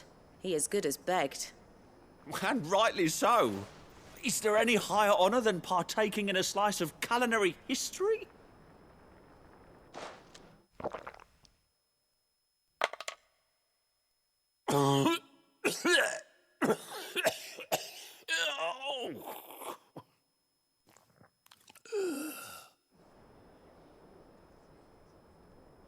So, not fit for consumption then?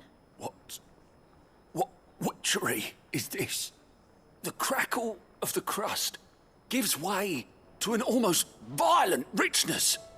Yet, it is the piquant kiss of the saint's bonnet that tames this savage dish.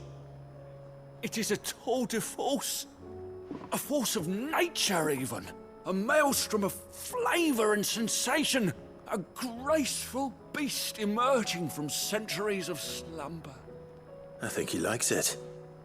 Well, I can't quite tell with all that nonsense he's talking, but I reckon you might be right.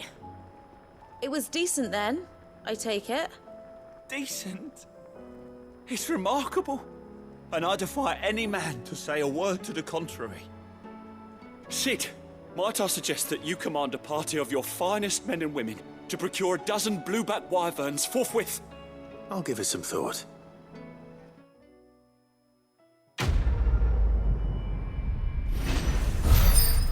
Alright. I do like these cooking quest things. It's interesting.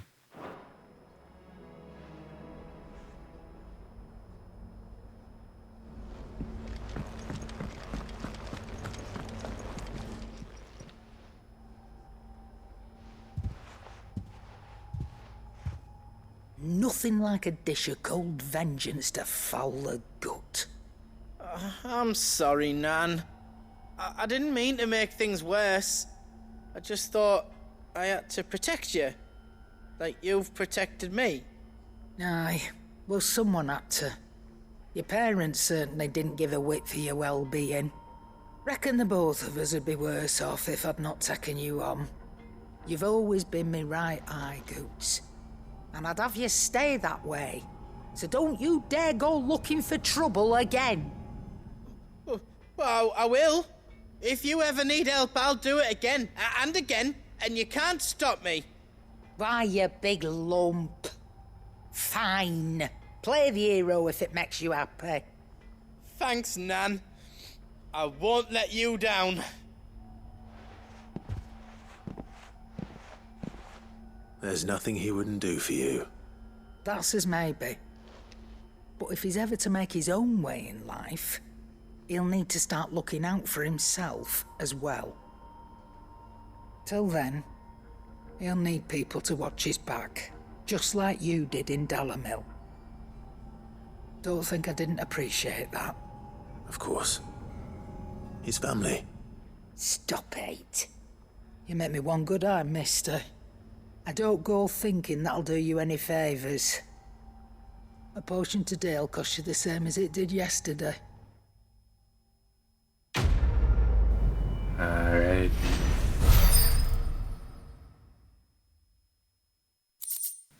That should be all the side quests here. There's still the one on the main road of the main quest though. Let me tell you a story, Clive. All right. Them rumours Wetlegs were spreading. Might be they weren't just tales plucked out of thin air. You see, there were a time when I weren't too particular about who I sold steel to, so long as they paid me the right price. Some women lust after blood, others after flesh, but me, I were always one for gold. And to satisfy that lust, I sold to opposing armies, stabbed my every client in the back, made myself the most hated woman in the twins. But then one day I met a man who made me a different kind of offer. Said he'd give me access to a realm-wide community of like-minded individuals in constant need of steel and sundries. On the condition I sold to him and his alone. Was that the first time you met Sid? Aye. And I fell right into his damn trap. He was true to his word, so I ended up being true to mine. And I soon started making the best profits I've seen since taking up the trade. And all without aiding or abetting any outlaws. Except Sid himself, that is. Told me about his plan to topple the mother crystals, you know.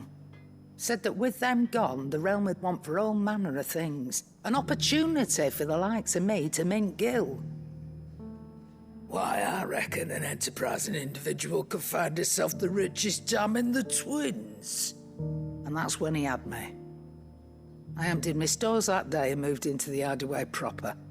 And the rest, as they say, is ancient bloody history. A dozen years on, and I'm still not the richest dam. Not for lack of trying, mind. But I can say that I have never been happier. You've all shown me there are some things more precious than Gil. That there are. So don't you go messing it all up, or you'll have me to answer to.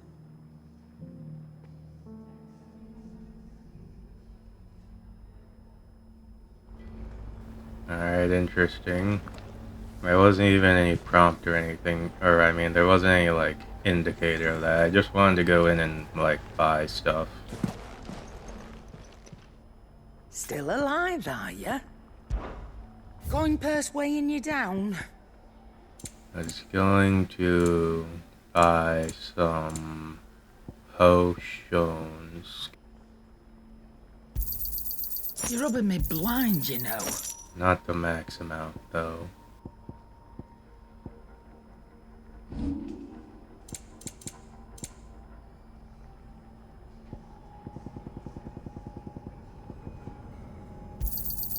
I'll be thankful you got that much. I reckon I can find a buyer. I'll be thankful you got that much. Come again. Or don't. I'm not much bothered either way. Alright, time for the main quest and the side quests along that way.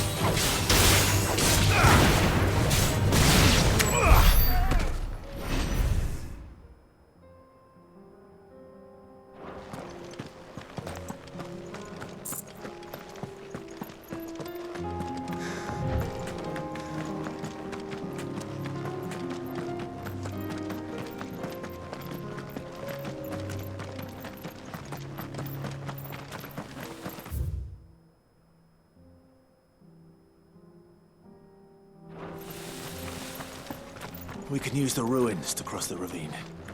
Assuming they will allow it. The Echoes have a will of their own.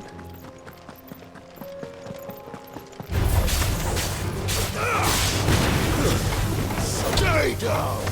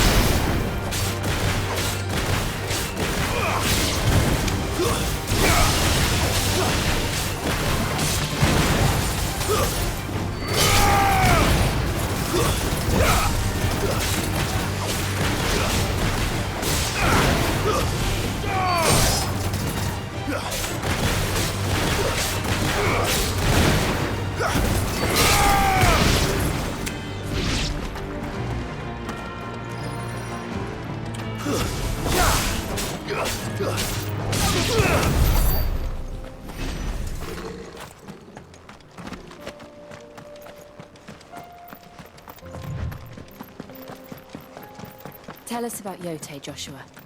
She's strong-willed, loyal, and deadly with a blade. Much like Clive, but with better manners.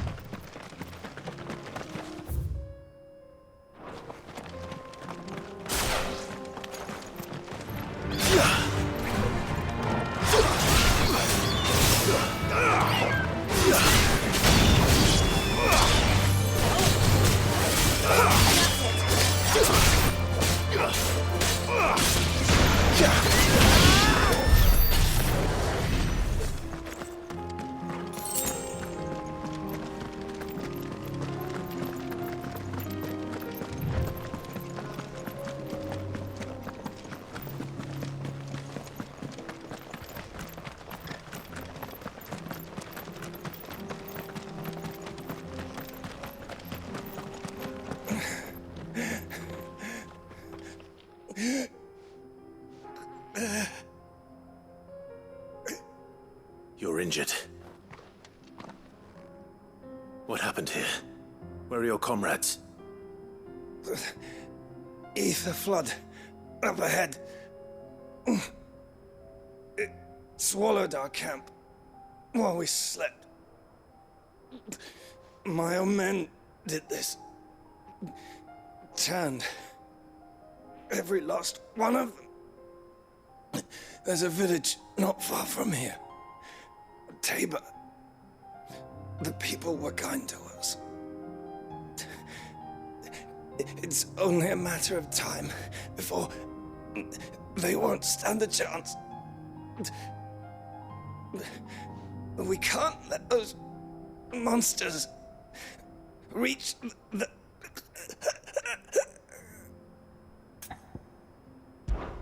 I'll go. You catch your breath. Thank you. Our encampment is up ahead. Just off the track.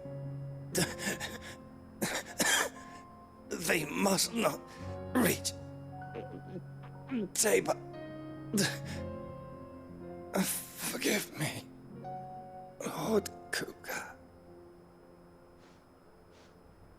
Rest well, soldier.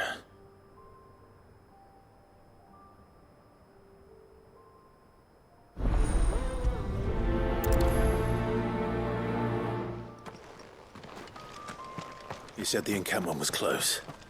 Let's hope the Akashic are still there. Another ether flood. They're everywhere now. We can't go round it. Then we'll just have to be careful. Good. Got here in time. Go round!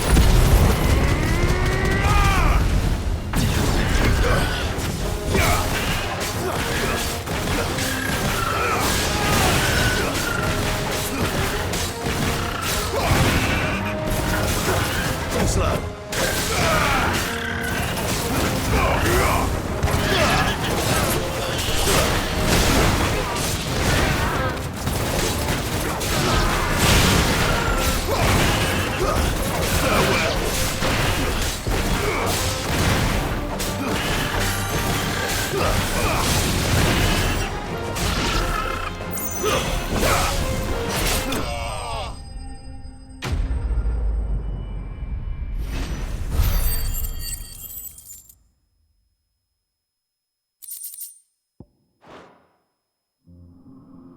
Is someone there?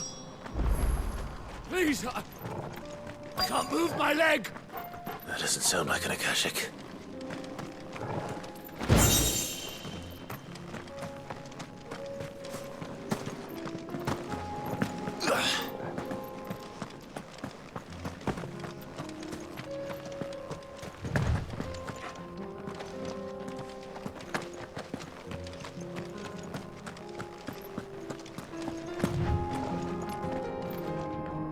You're with the battalion?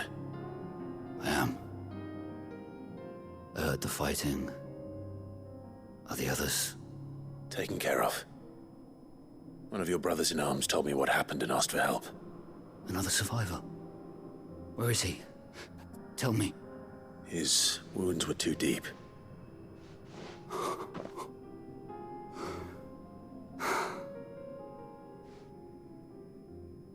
He was right to send you.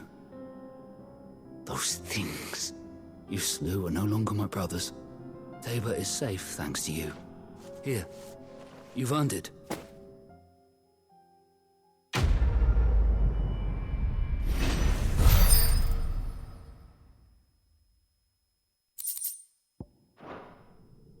You seem familiar. Have we met? You must have me confused with someone else. Wait. That scar.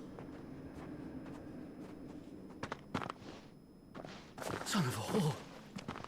You're Sid. I was there in Costness when you killed my brothers. I was there in Rosalith when you killed my commander. My war with Hugo Kupka is over. I bear no ill will toward those who followed him. And what of my ill will? Coward! Draw your steel. Lord Kupka shall be avenged! When your wounds have healed and your head has cooled, come and find me if you must. Though I hazard your life would be better spent in service of those who need it. Or have you forgotten your oath to the Republic? My oath? What would you know of oaths? I know how hard they are to keep. Which is why I'm giving you the chance to keep yours. No. I won't be deceived. Lord Kupka told us of your crimes. You are an outlaw. A murderer, not some... Man. Like you or anyone else. I am nothing like you. But if you're not gonna kill me, then go. Leave! Just know that I will find you, Sid. Someday.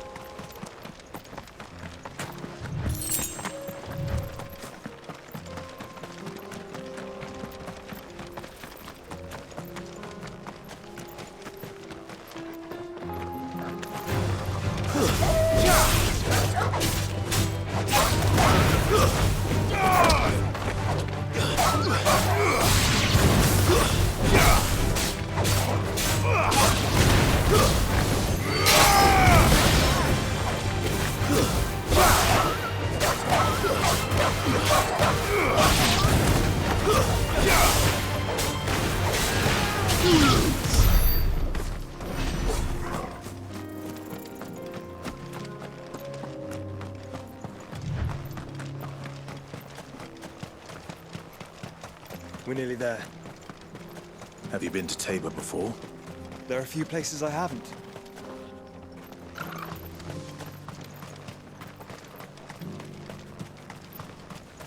Where now, Joshua? There is a residence just inside the city gates. She awaits us within.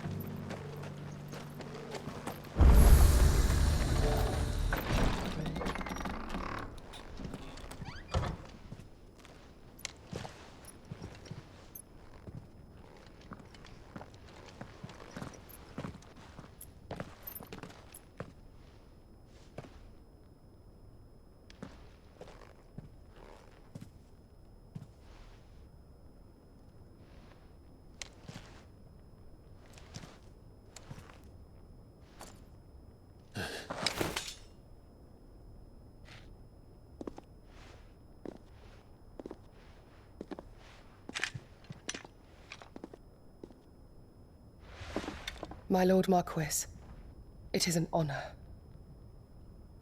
I am Yote, Knight of the Undying, charged with the protection of His Grace Joshua Rosfield, Keeper of the Flame of the Phoenix.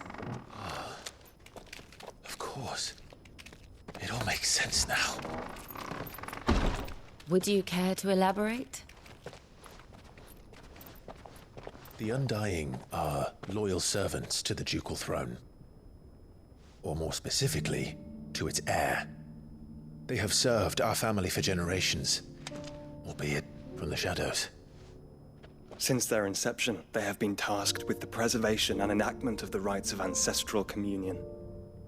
After the events at Phoenix Gate, it was the Undying who delivered me to safety.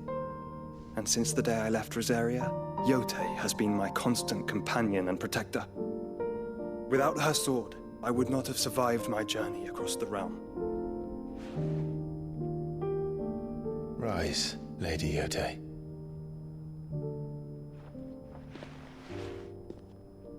You saved my brother. I owe you a debt I can never repay. I but did my duty. Come now. Tell us what you've discovered. Your Grace. It is as you feared. The vessel we spied off the coast of the Crystalline Dominion on the night of her fall. It was the Einherjar. Beyond any doubt. The Black Galleon. Joshua, the Einherjar is the Royalists' flagship. What business would they have in the Dominion? Upon learning of Waloed's involvement in recent events at Drake's Fang, I sensed the malign influence of Ultima, and bid Yotei and the Undying look into the matter. We have reason to believe that the Black Galleon weighed anchor shortly after the fighting began, and set a course due south. For Canva. Then it is Waloed knights who besiege the cities. What is left of them? Yes. And the Black Galleon sails at but one man's behest. Barnabas Tharm.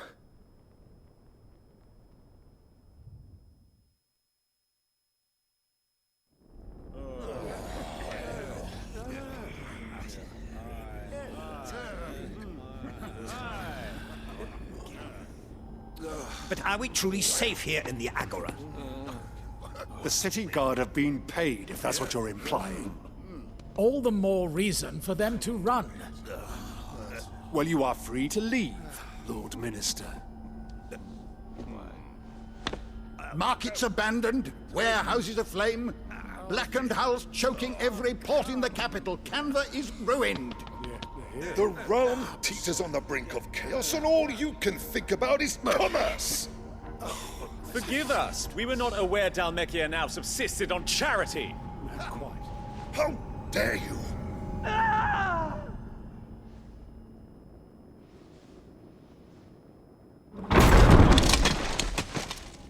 Distinguished members of the Council, you must forgive His Majesty this intrusion.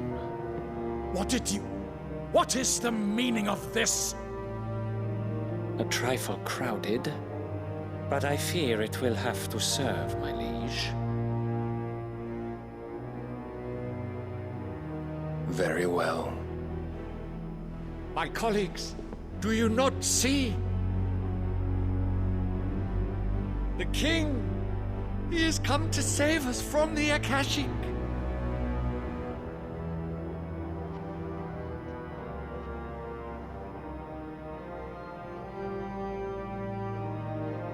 He is a gift from the heavens, divine intervention, our very salvation. And of course, if it is compensation he requires, we would be most willing to negotiate a fair price for services rendered. Fools! Your ignorance unbecomes you. Your Majesty, correct me if I'm wrong, but I would swear that the fiends washing the cobbles of Canva with the blood of her citizens wear the colors of Waloed. Ha! So you do not deny it. Guards, fetter them, and see our guests to the dungeons!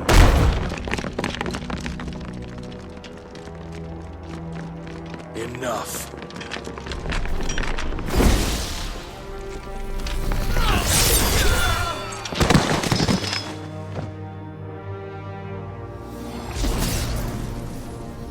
Pathetic creatures.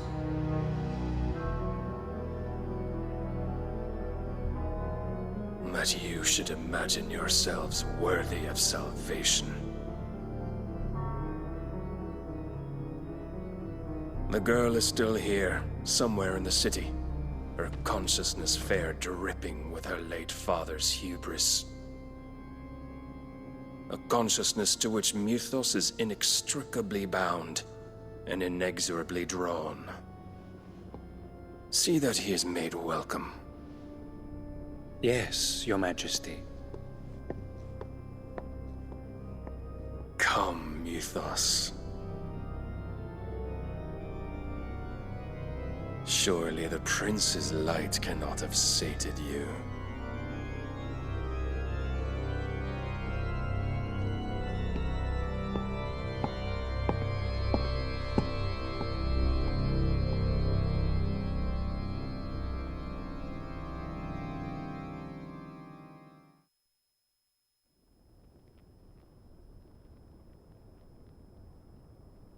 So then, how long has Waloed been under Ultima's control? How long indeed? Based on what we know of Barnabas's actions, I would guess some few years, mayhap more. But to what end? What does Ultima want? The tapestry. Show them.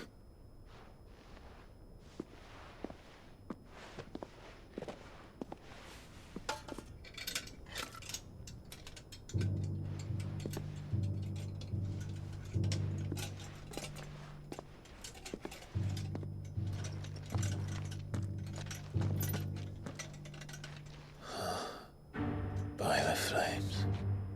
Phoenix Gate, Drake's Breath, and now here.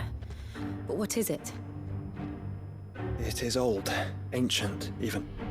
Naught remains of the faith it represents, save what can be gleaned from the image itself. None could tell me what the one in the apothecary meant, even the Undying. But I believe it may be the key to discerning Ultima's purpose.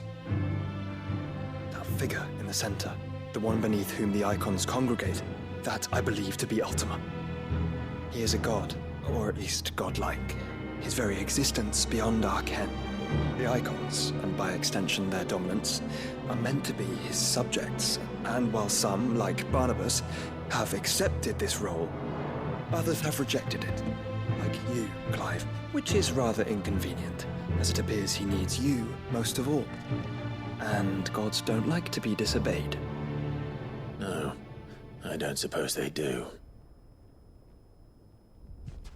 Clive, may I tell Yote of the lake? By all means. Yote, I will be accompanying my brother to the Free Cities. Whilst we are afield, I would have you watch over those Clive has made his wards. Omielos delan tuisag ilith. Though well concealed, the hideaway lacks trained fighters to defend its occupants should they be discovered. But it is my duty to... As it has ever been my brother's duty, remember. If that is your wish, Your Grace. But please be safe. If aught were to befall you, You have my word.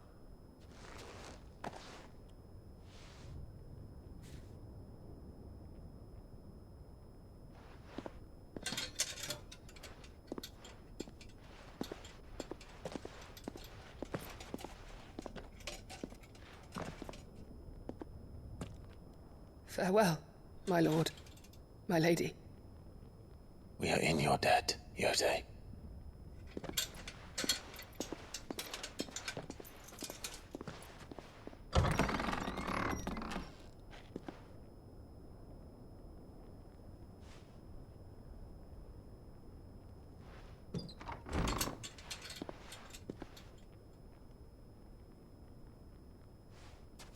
Let's find our friends.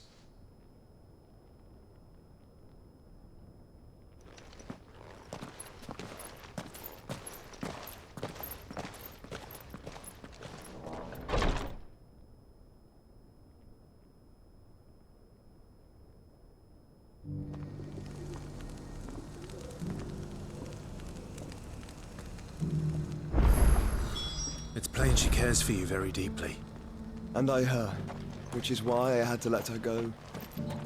She beckons. Who among you is bold enough to heed her call? Is that blade for hire, perchance? Because I have a mind to make a killing. Figuratively, I hope.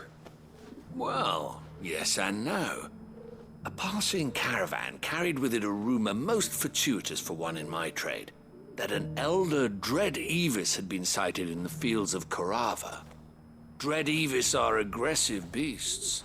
Compelled as they are to acts of violence, few survive to maturity, but those that do develop a hide of phenomenal value. A hide you want to sell?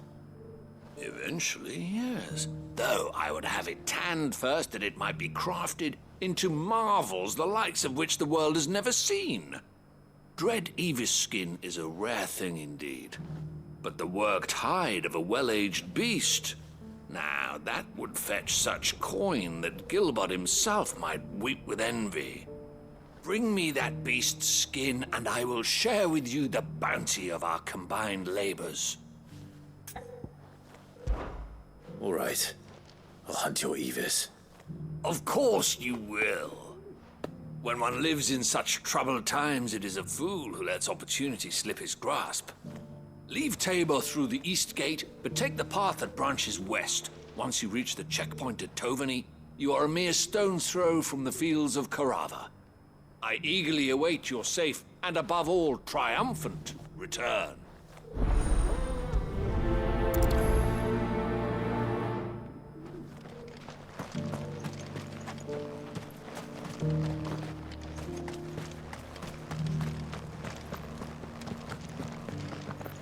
Careful how you pack that leather.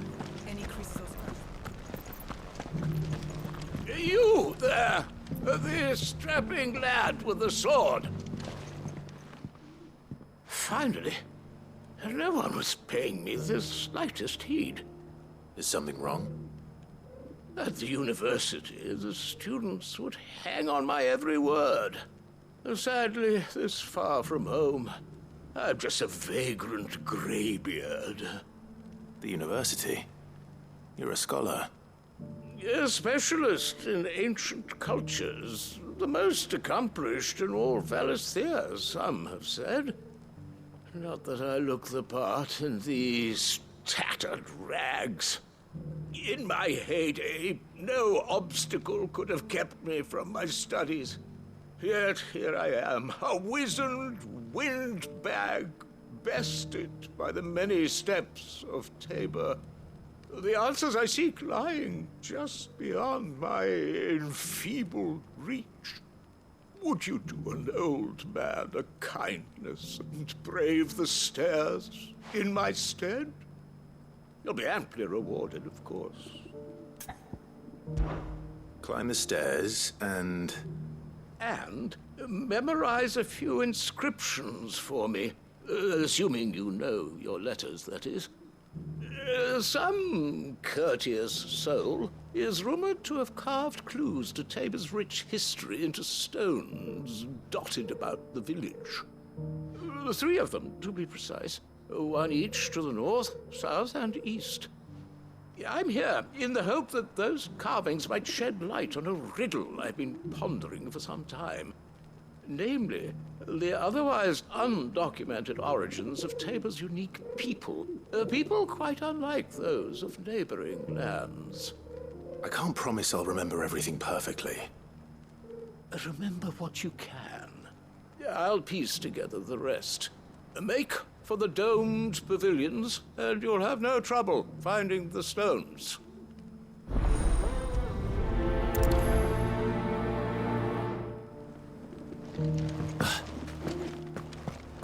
How are those new boots treating you? They're fantastic. Soft as phoenix down, but tough as boiled bone.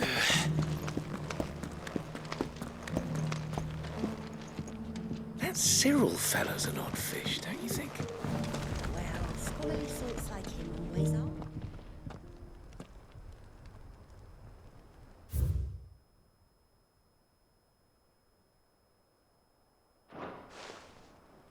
No history would be complete without mention of the mother crystals. I go back to how it was. I don't like it. Nor do I, dearie. In all my long... So it's these stones to Canva, and the rest of the boxes to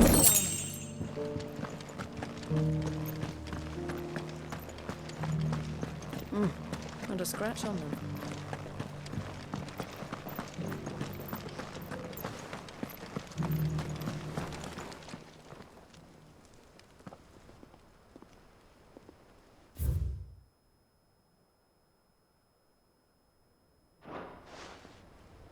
What golden plains might the wanderers have called home, I wonder? Decent quarry's been hard to find since the sky turned. It has indeed.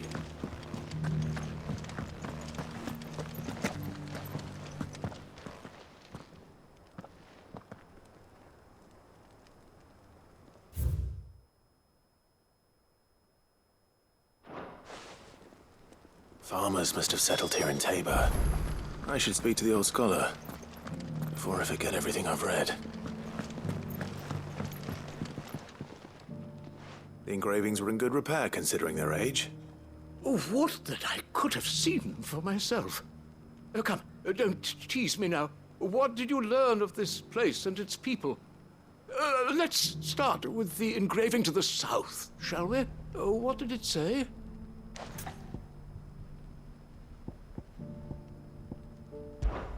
Guardians of the Crystal, the first stones of Tabor, sacred hold thy noble blood, till ends the mother's labor. I'm pretty sure that was it. Fascinating. It would seem the founders of this city were descendants of those fallen charged with protecting the mother crystals. But whatever could have driven the Guardians so far from their sacred charges, I wonder? The engraving to the north is next, I think. Wanderers of the Golden Plains, lay your roots in stone. With pride recall thy noble past, and make these rocks a home. Or, I think that was it, at least. No doubt you're right. There are vestiges of nomadic customs in Tabor its guardian roots could never account for. This is proving most enlightening. Now, for the final stone.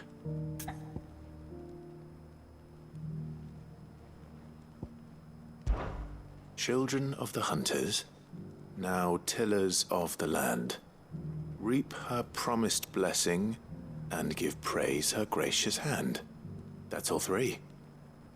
And so, we add primitive farmers to Tabor's founding peoples, the final piece of the puzzle. 3 engravings, one for each of the 3 peoples to have settled Tabor in ancient times. Guardians of the Mother Crystal, wanderers from across the plains, and last but certainly not least, hunters turned farmers. Little wonder it was so difficult to trace the roots of Tabor's culture. Those roots reach down through 3 distinct traditions. Nonetheless, one cannot help but wonder why this fact is not better known among scholars, given that the stones stand here for all to see. Too many stairs, perhaps. Ha! Too many by far. Here, and thank you.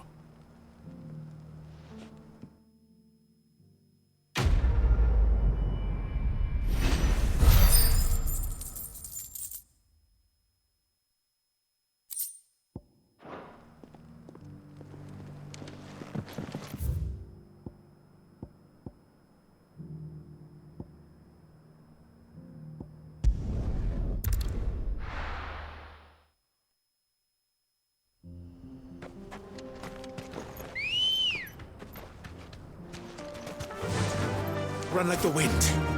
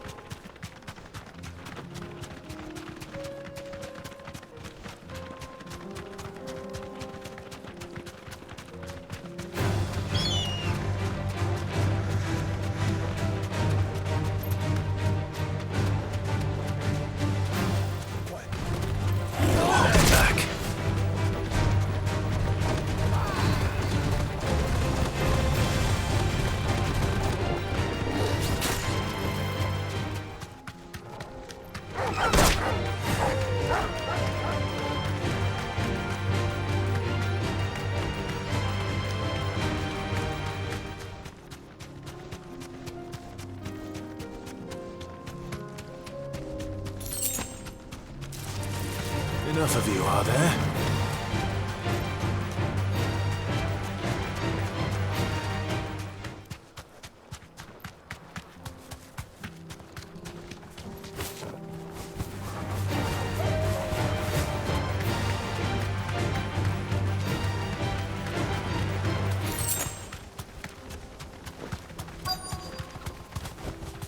Be safe.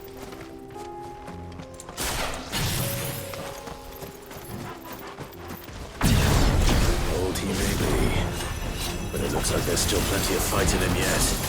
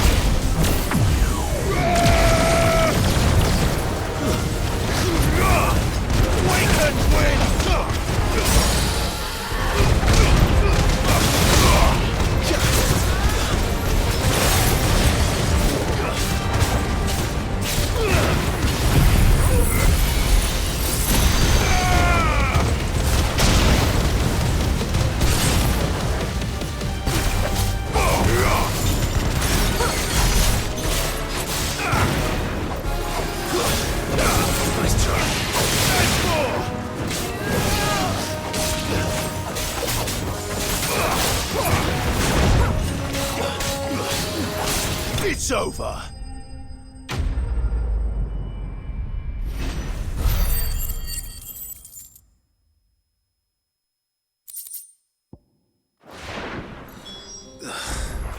This thing reeks. The sooner it's off my hands, the better.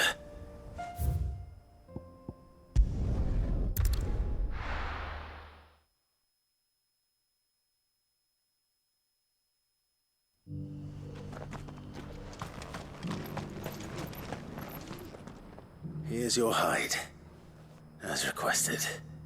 I worried you might never return. Quickly, let me see it.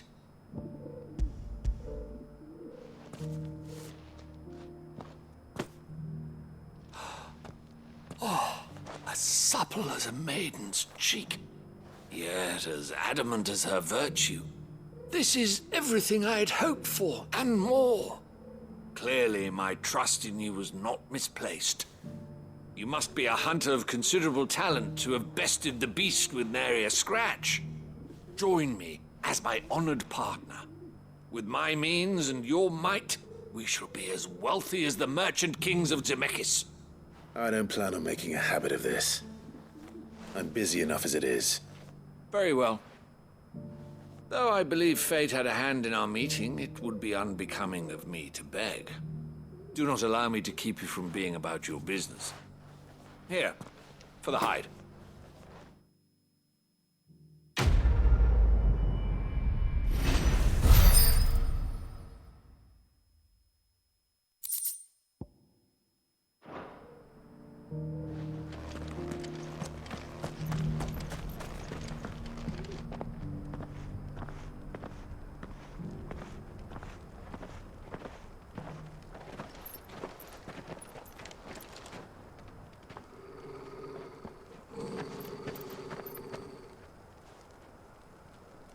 Cyril.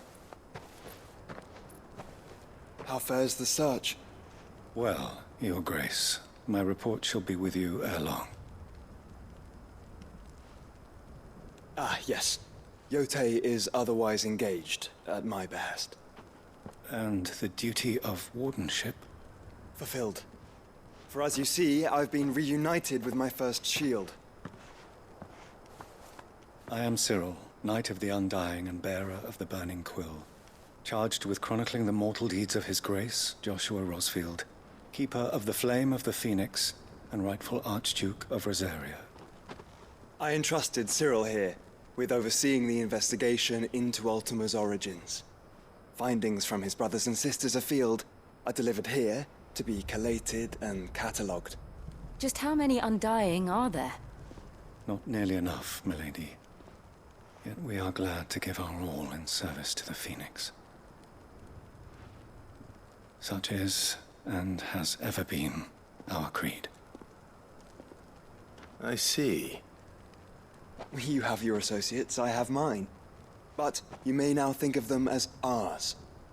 That won't be a problem, will it? The Phoenix is our sun, and we but the shadows that quicken in his radiance. It is from the darkness that we serve, both him and now you.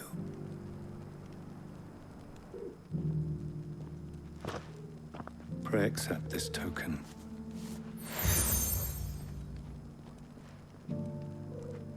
For as long as you bear it, members of our order will reveal themselves unto you. If there is nothing further. No. You are dismissed. Your Grace.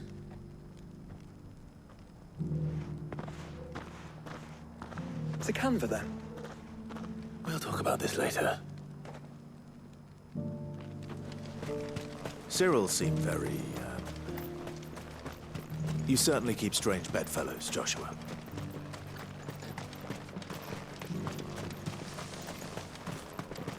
The free cities under siege?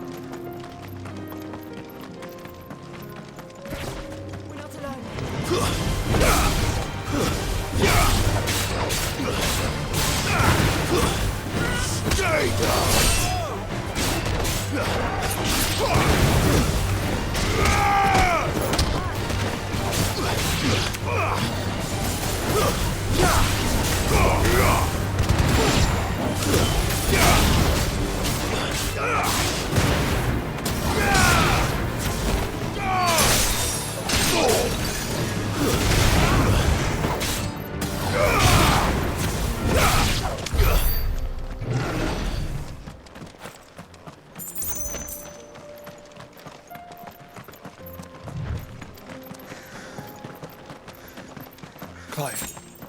Smoke. Is the city fallen?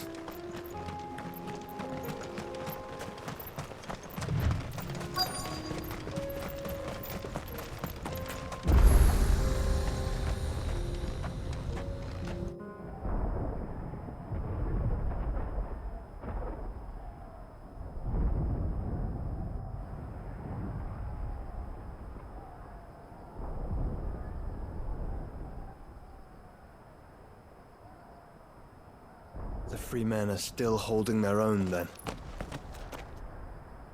Do we have any idea where Gav and the others might be? There's a warehouse near the docks where we agreed to meet if there was any trouble. We should hurry.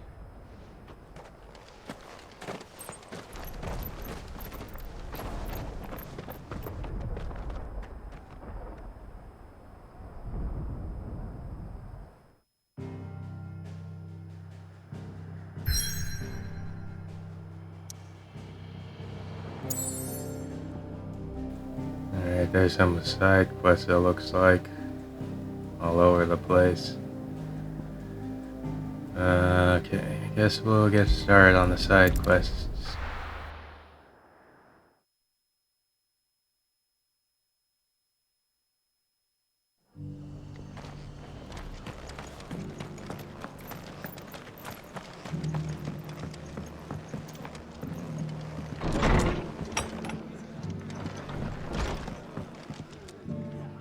Ah, Clive. Just the man I was hoping to see. Oh? And why is that? You remember how some of Sir Wade's guardians took up residence here after the Akashic attacked? Well, now the rest have come to join him. Seems their barracks in the Lazarus have been lost to an ether flood. Now, I don't mind having a few more brave boys around to keep them animals at bay. I ain't daft after all. But we ain't got nowhere for 'em to bed down. Poor buggers are having to make do with haylofts and chocobo pens. I'd build 'em a new barracks here if I could. But where would I put 'em? There just ain't enough room up here on the rock. Which leaves us in a bit of a pickle. The people we're counting on to keep us safe are living like beggars. I see. And it ain't just that lot. There's bears to think about too. There's been more and more of them turning up lately, coming from all over looking for safe haven. But there's only so many we can shelter with the room we've got. We can't keep cramming more and more people into less and less space. What we need is a new home for our new arrivals. And that's what I was hoping you might help me with. If it ain't too much of a burden, of course. It's no burden. Thank you, Clive. So, where were you thinking of making this new home? Well, I reckon we could do a lot worse than Eastpool. Eastpool. It's been a long time since I thought about that place. It was a tragedy, what happened. And if any of us could have done anything to stop it, we would have. But what's done is done. And those who lived there wouldn't have wanted the village they loved to be left in ruins. I suppose you're right. The blight might be pressing in, but I reckon it's got a good few years left in it yet. There's just one problem. A band of cutthroats have made it their den, and they don't seem like they'll be moving on in a hurry. Nasty bastards they are too. I've lost some good men to their raids. Would have sent someone to clear 'em out sooner if my boys didn't already have their hands full fending off the Akashic. But now we've got a few more Guardians of the Flame to call on. I reckon it's time we made our move. What do you say? Fancy leading a raiding party? I do. Eastpool was once home to people I loved. I won't have bandits sully those memories. I'll gladly drive them out of there. And I know the men will gladly follow you. I've already shared a few thoughts with Sir Wade about how we might be able to win the place back. And I dare say he's got some ideas of his own too. Why don't you go and talk to him? Of course.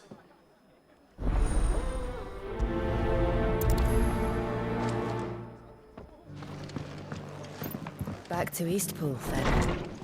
Not just yet. Let's hear Wade's plan first.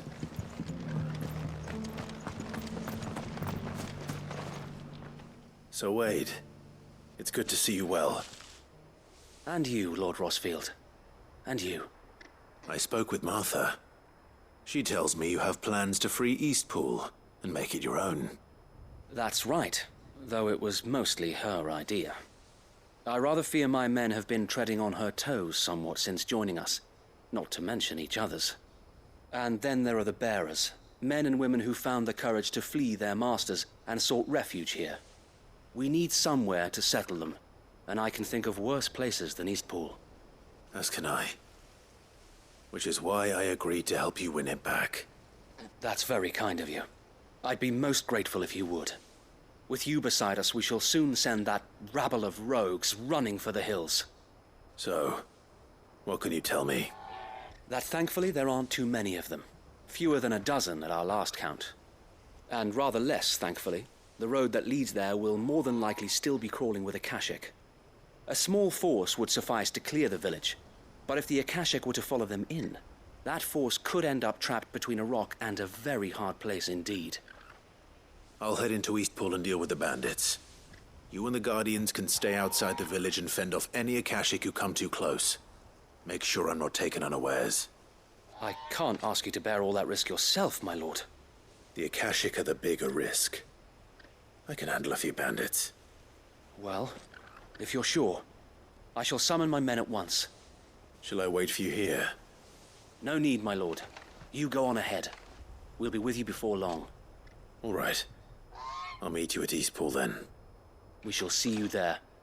And may victory await our coming.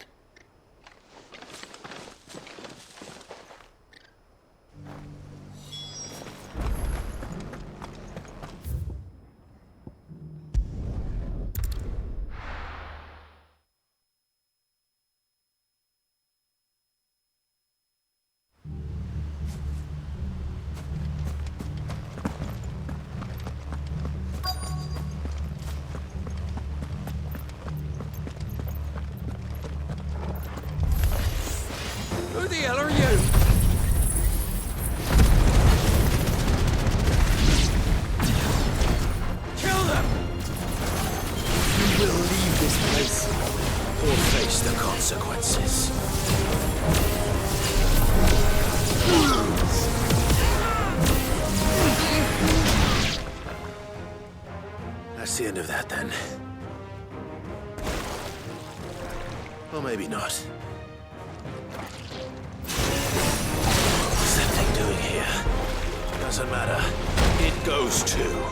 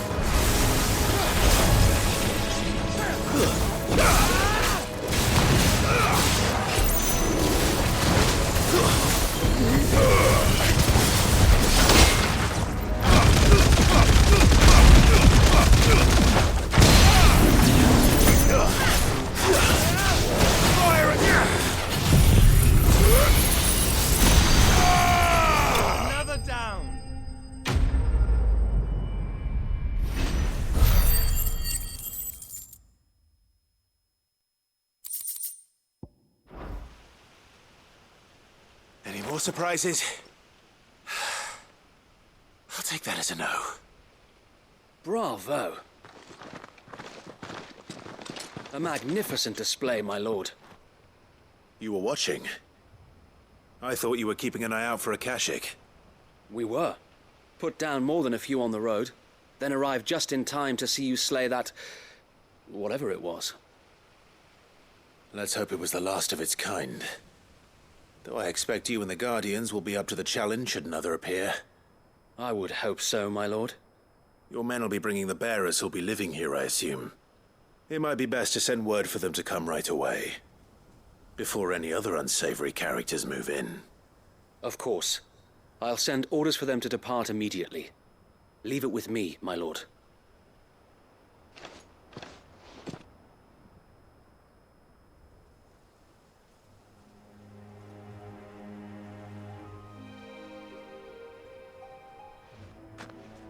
Home. Without masters. No.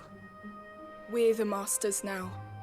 Our lives are our own at last. That's all of them, and not a single Akashek in sight. Now to begin the important work of rebuilding the place. It won't be easy, especially not after 5 years of beasts and blackguards having their wicked way with the place. The masonry might still be sturdy enough, but half the beams are rotted. Those that weren't lost in the fire or burned by the bandits, that is. It'll take a bit of elbow grease, but we'll see Eastpool rise again. Just you wait. So wait. Lady Hannah is buried here. If you don't mind, I'd like Oscar to join the rebuilding efforts. He should be a part of this. Of course. I couldn't agree more.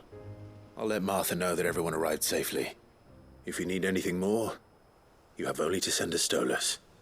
And we will, my lord. Safe travels. Eastpool lives again. Let's go and tell Martha the good news.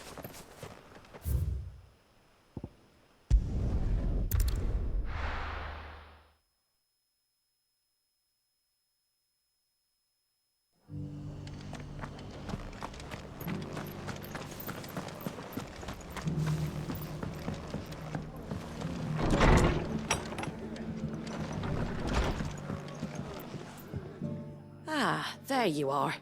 All went well then. Sir Wade told me you got rid of the bandits while his lot kept an eye out. Nicely done. And what's all this about some shape-shifting nightmare showing up? On second thoughts, don't tell me. It'll only give me nightmares of me own.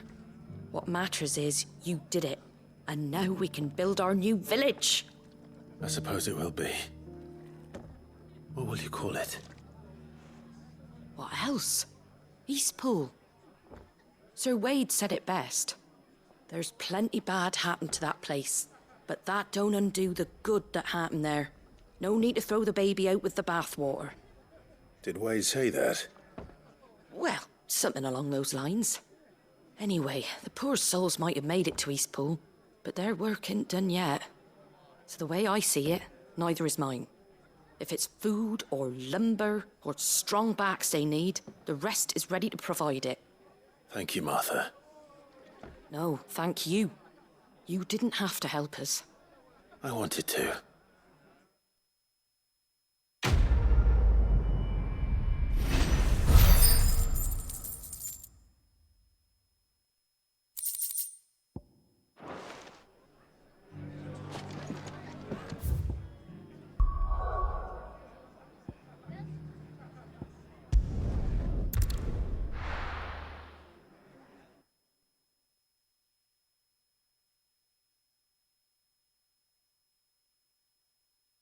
I'll be taking you all to a storehouse in the Bales.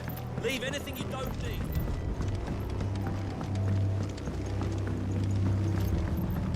You know what you have to do. I won't let you down. Clive, I fear that I must bid you farewell.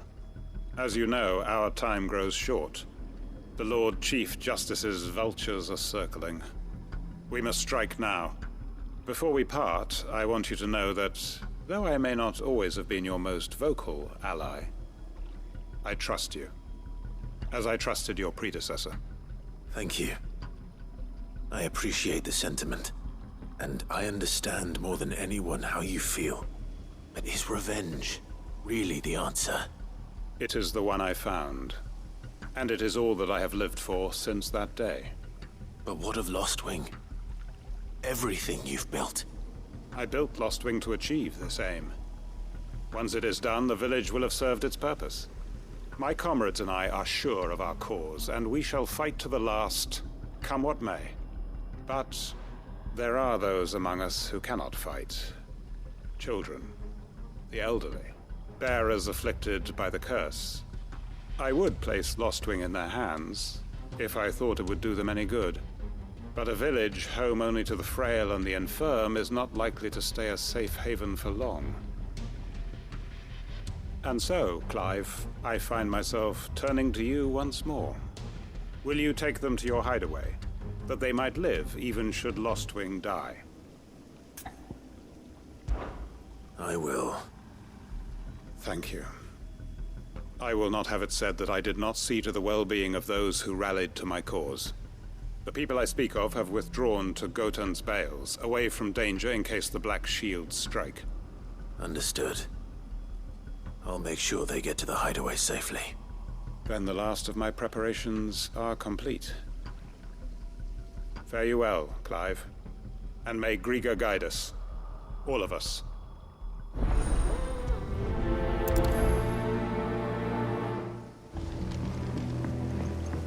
Come then, brother. We are awaited in Gotan's Bales.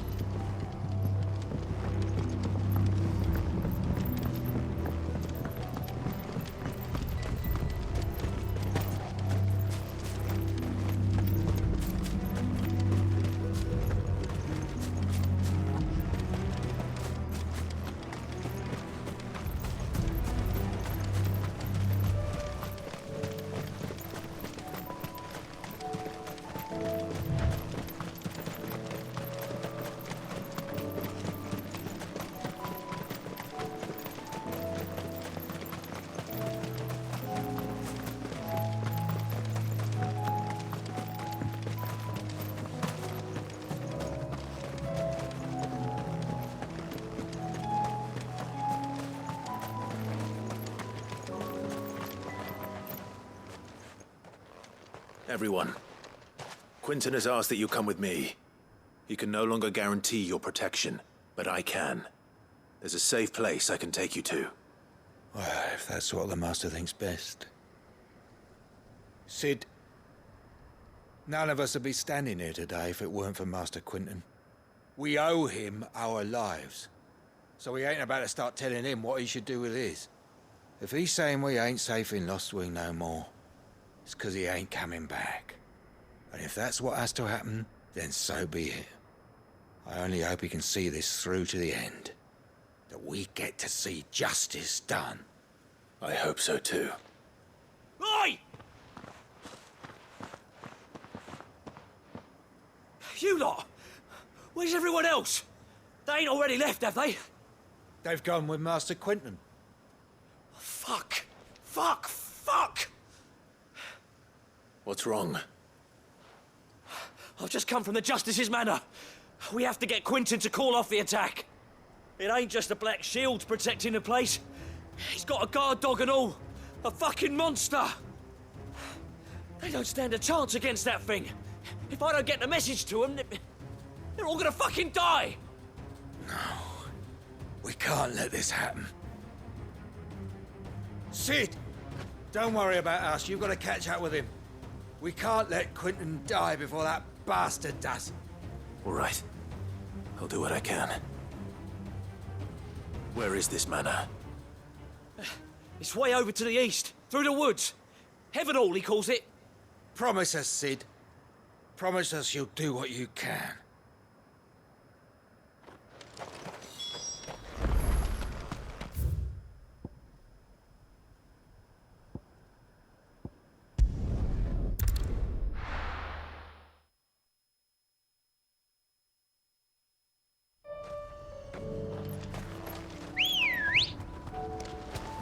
Let's go. Fly, Ambrosia.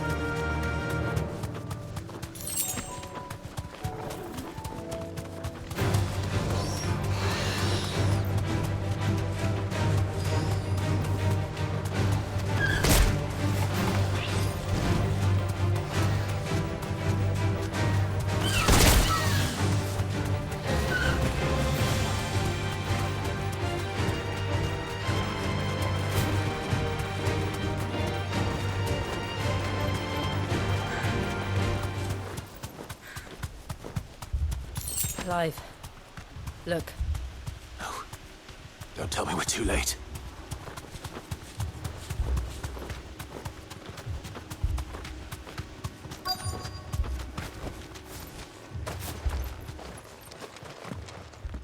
Quentin, are you all right? No. But I am alive. Which is more than I can say for my comrades. They followed me without question all the way here. And they died. For nothing.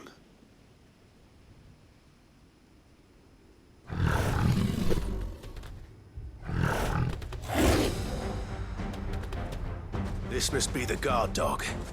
Quentin. I'll hold it off. You go. But... your comrades didn't die for nothing. They died for you. Don't let their sacrifice be in vain. I won't. Come on, then. That is no mere guard dog. No. It's a rabbit beast that needs to be put down.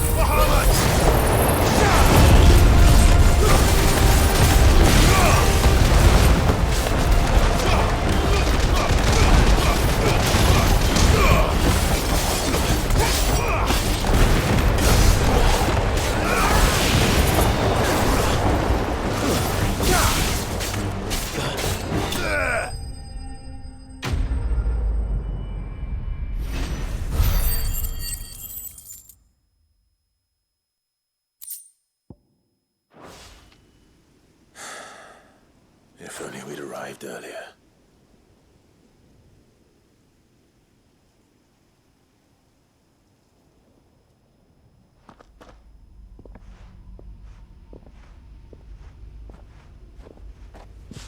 Is it over? It is. He wept and begged for mercy. And I cut him from ear to ear, just as I dreamed of doing all these years. All my plans, building a haven in Lostwing, freeing bearers from their chains and recruiting them to my cause. It was all for this. But what is this?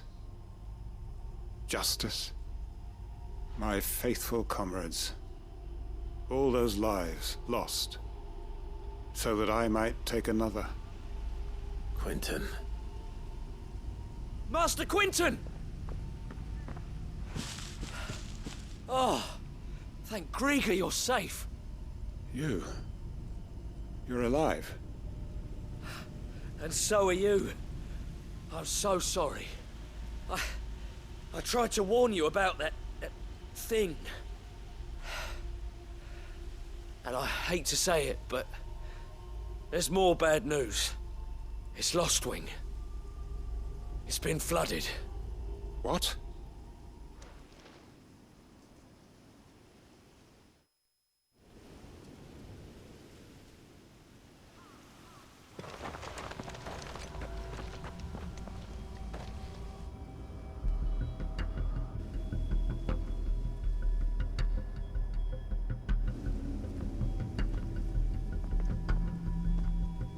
Lostwing. My Lostwing. And look who's here. They must have stolen in after we left, just before the flood struck. What if there are still people in there? Don't be a fool!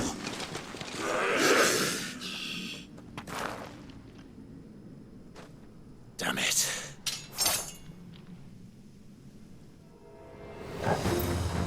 Quinton's not going to last long in there. Then we finish this quickly.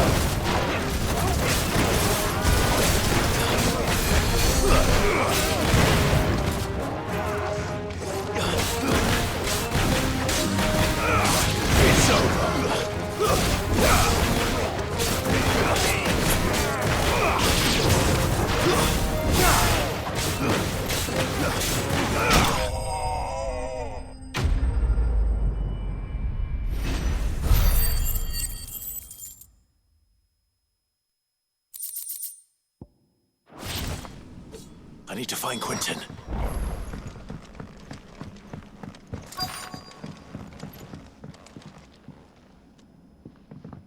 Quentin! Quentin! Look at me! Thank the Founder. He hasn't turned.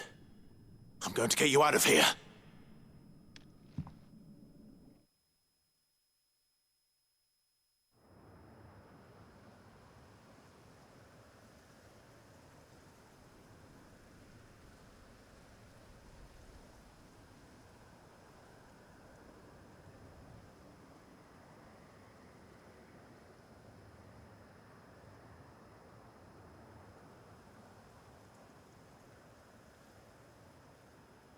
Welcome back to the land of the living. Is Lostwing? The flood has filled the valley. I see.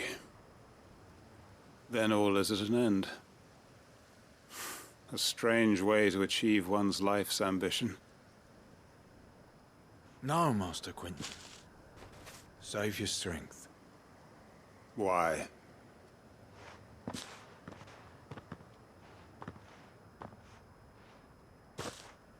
All that I strove for is gone. Only emptiness remains. I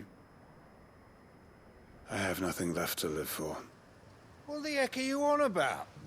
You've got us, ain't you? Don't try telling me you only freed us so you could get revenge. We're more than that to you, and we all know it. I thought you weren't coming back.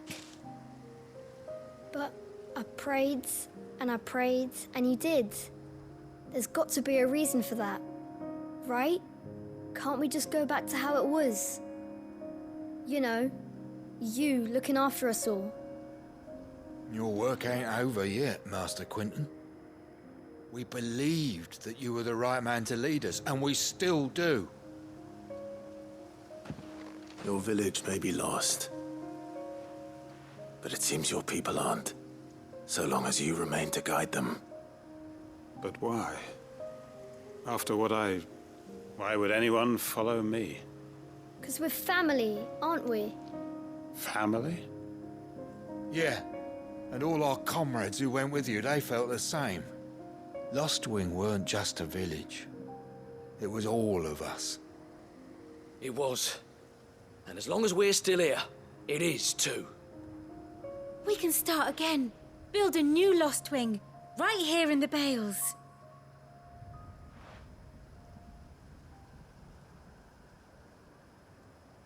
A fresh start. One life ends, and another begins. Why just a village? We could build towns. A nation, even. What's to stop us? That's the Master Quentin we know. Please. I am nobody's master. Quentin will suffice. After all, we are family.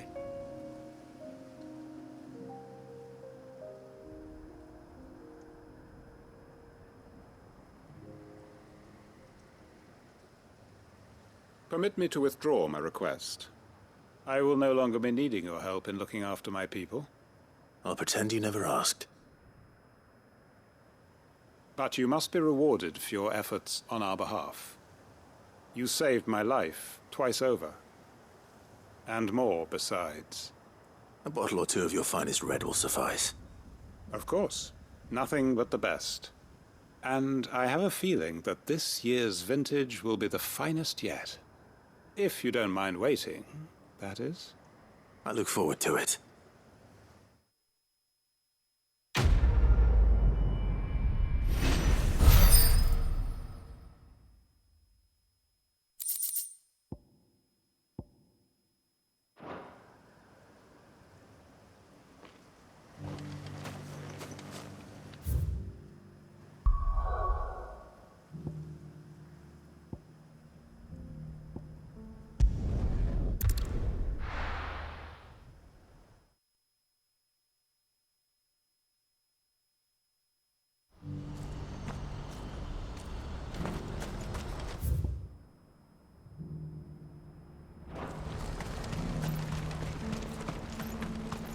If we're going to do this, we'll need help. Then we'll have to find it, and fast. We cannot let this chance pass us by. Clive, your timing is impeccable. It just so happens that right at this very moment, we're in need of someone with your talents. And what talents would those be? Why, your fearlessness, and your skill with a blade. I'm listening. Well, as I'm sure you're aware, when these dark skies swept over the Republic, so too did a wave of chaos and confusion. Randalar has been particularly badly affected. Many of the capital's bearers have lost their masters, or taken the opportunity to flee them. None remain free for long, of course. Most find themselves under the protection of the Fist before they get far. But the army too is in disarray, and finds itself unable to provide for its new charges. Which means it has been looking to sell. And you've been looking to buy, to make sure these masterless bearers remain that way. Precisely. It's the perfect opportunity to free dozens more, and for an attractive price, no less. So where does my skill with a blade come in? Though we may have the funds to buy these bearers, we have nowhere to house them. So we've been searching for a place where they can be resettled.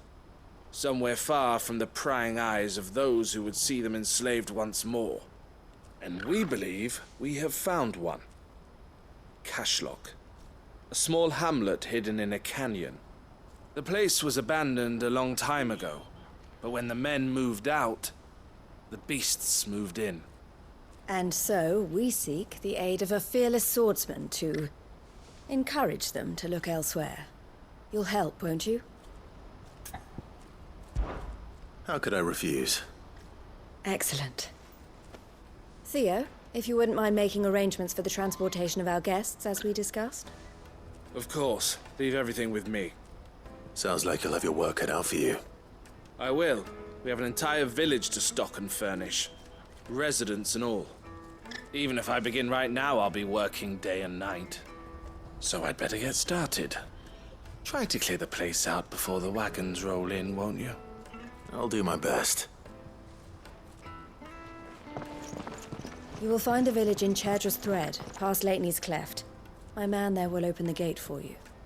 All right. Wish me luck. I'm sure you won't need it.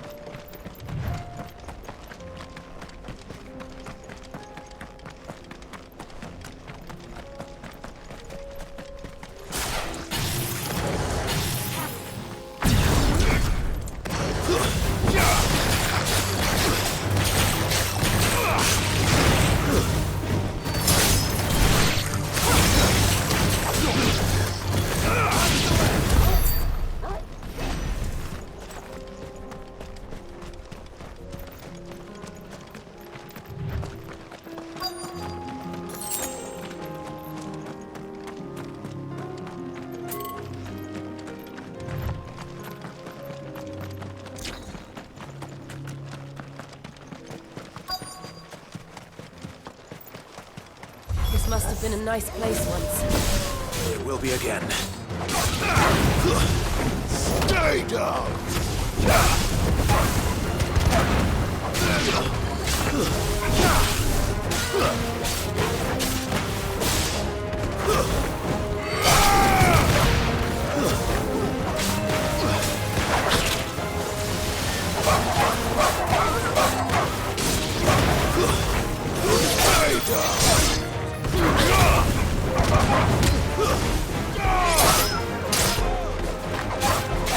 You're finished!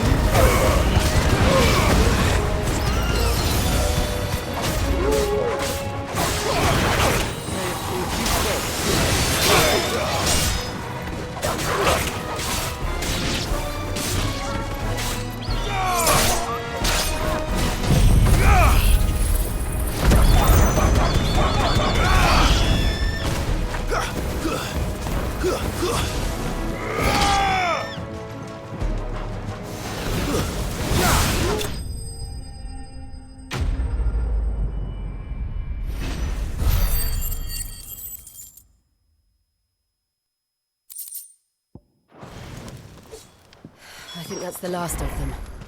I think you're right. Let's head back to Boklat.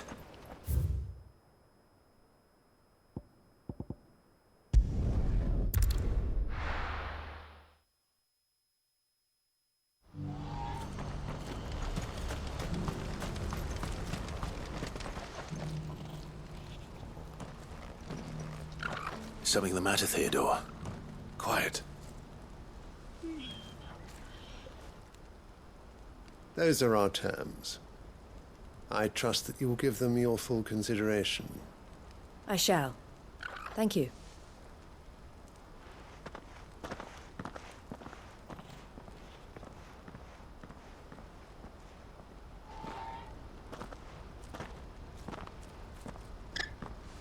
Him again.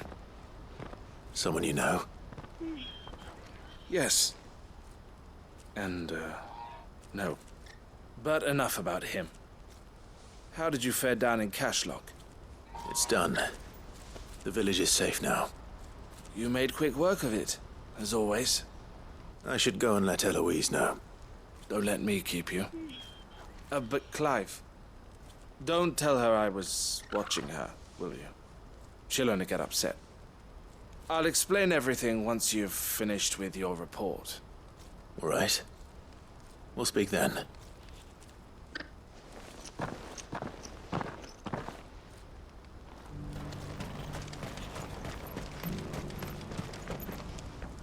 Eloise, I just got back from Cashlock.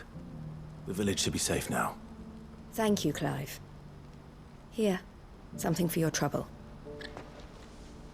Well then, now that you have laid the groundwork for our little project, I suppose we'd better finish the job.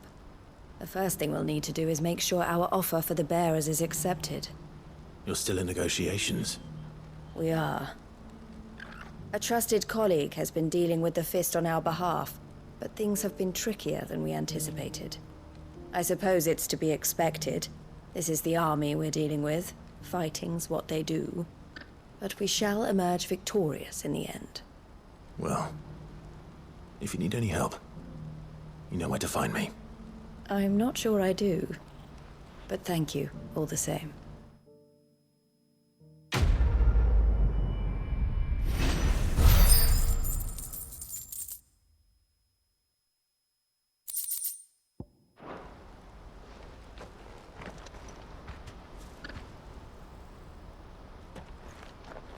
Ah, Clive. You wanted to talk? The man I was watching earlier, the one speaking to my sister. He represents the Silver Peak Consortium. It's one of the bigger trading houses. I don't think I've heard of them.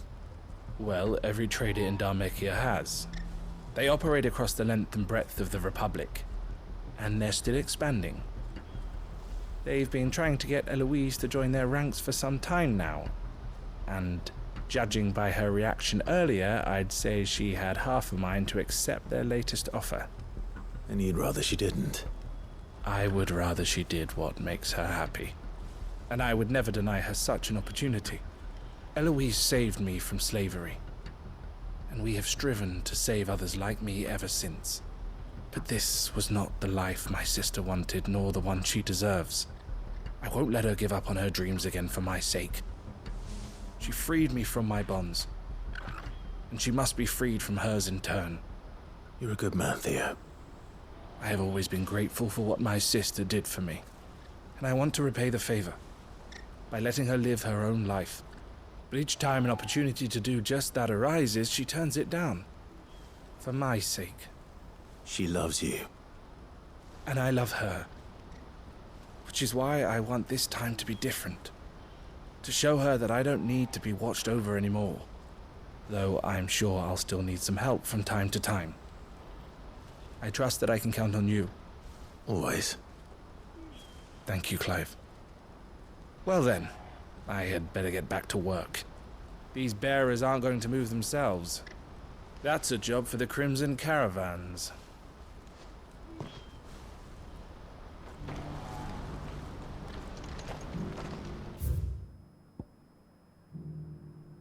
Alright, let me just look.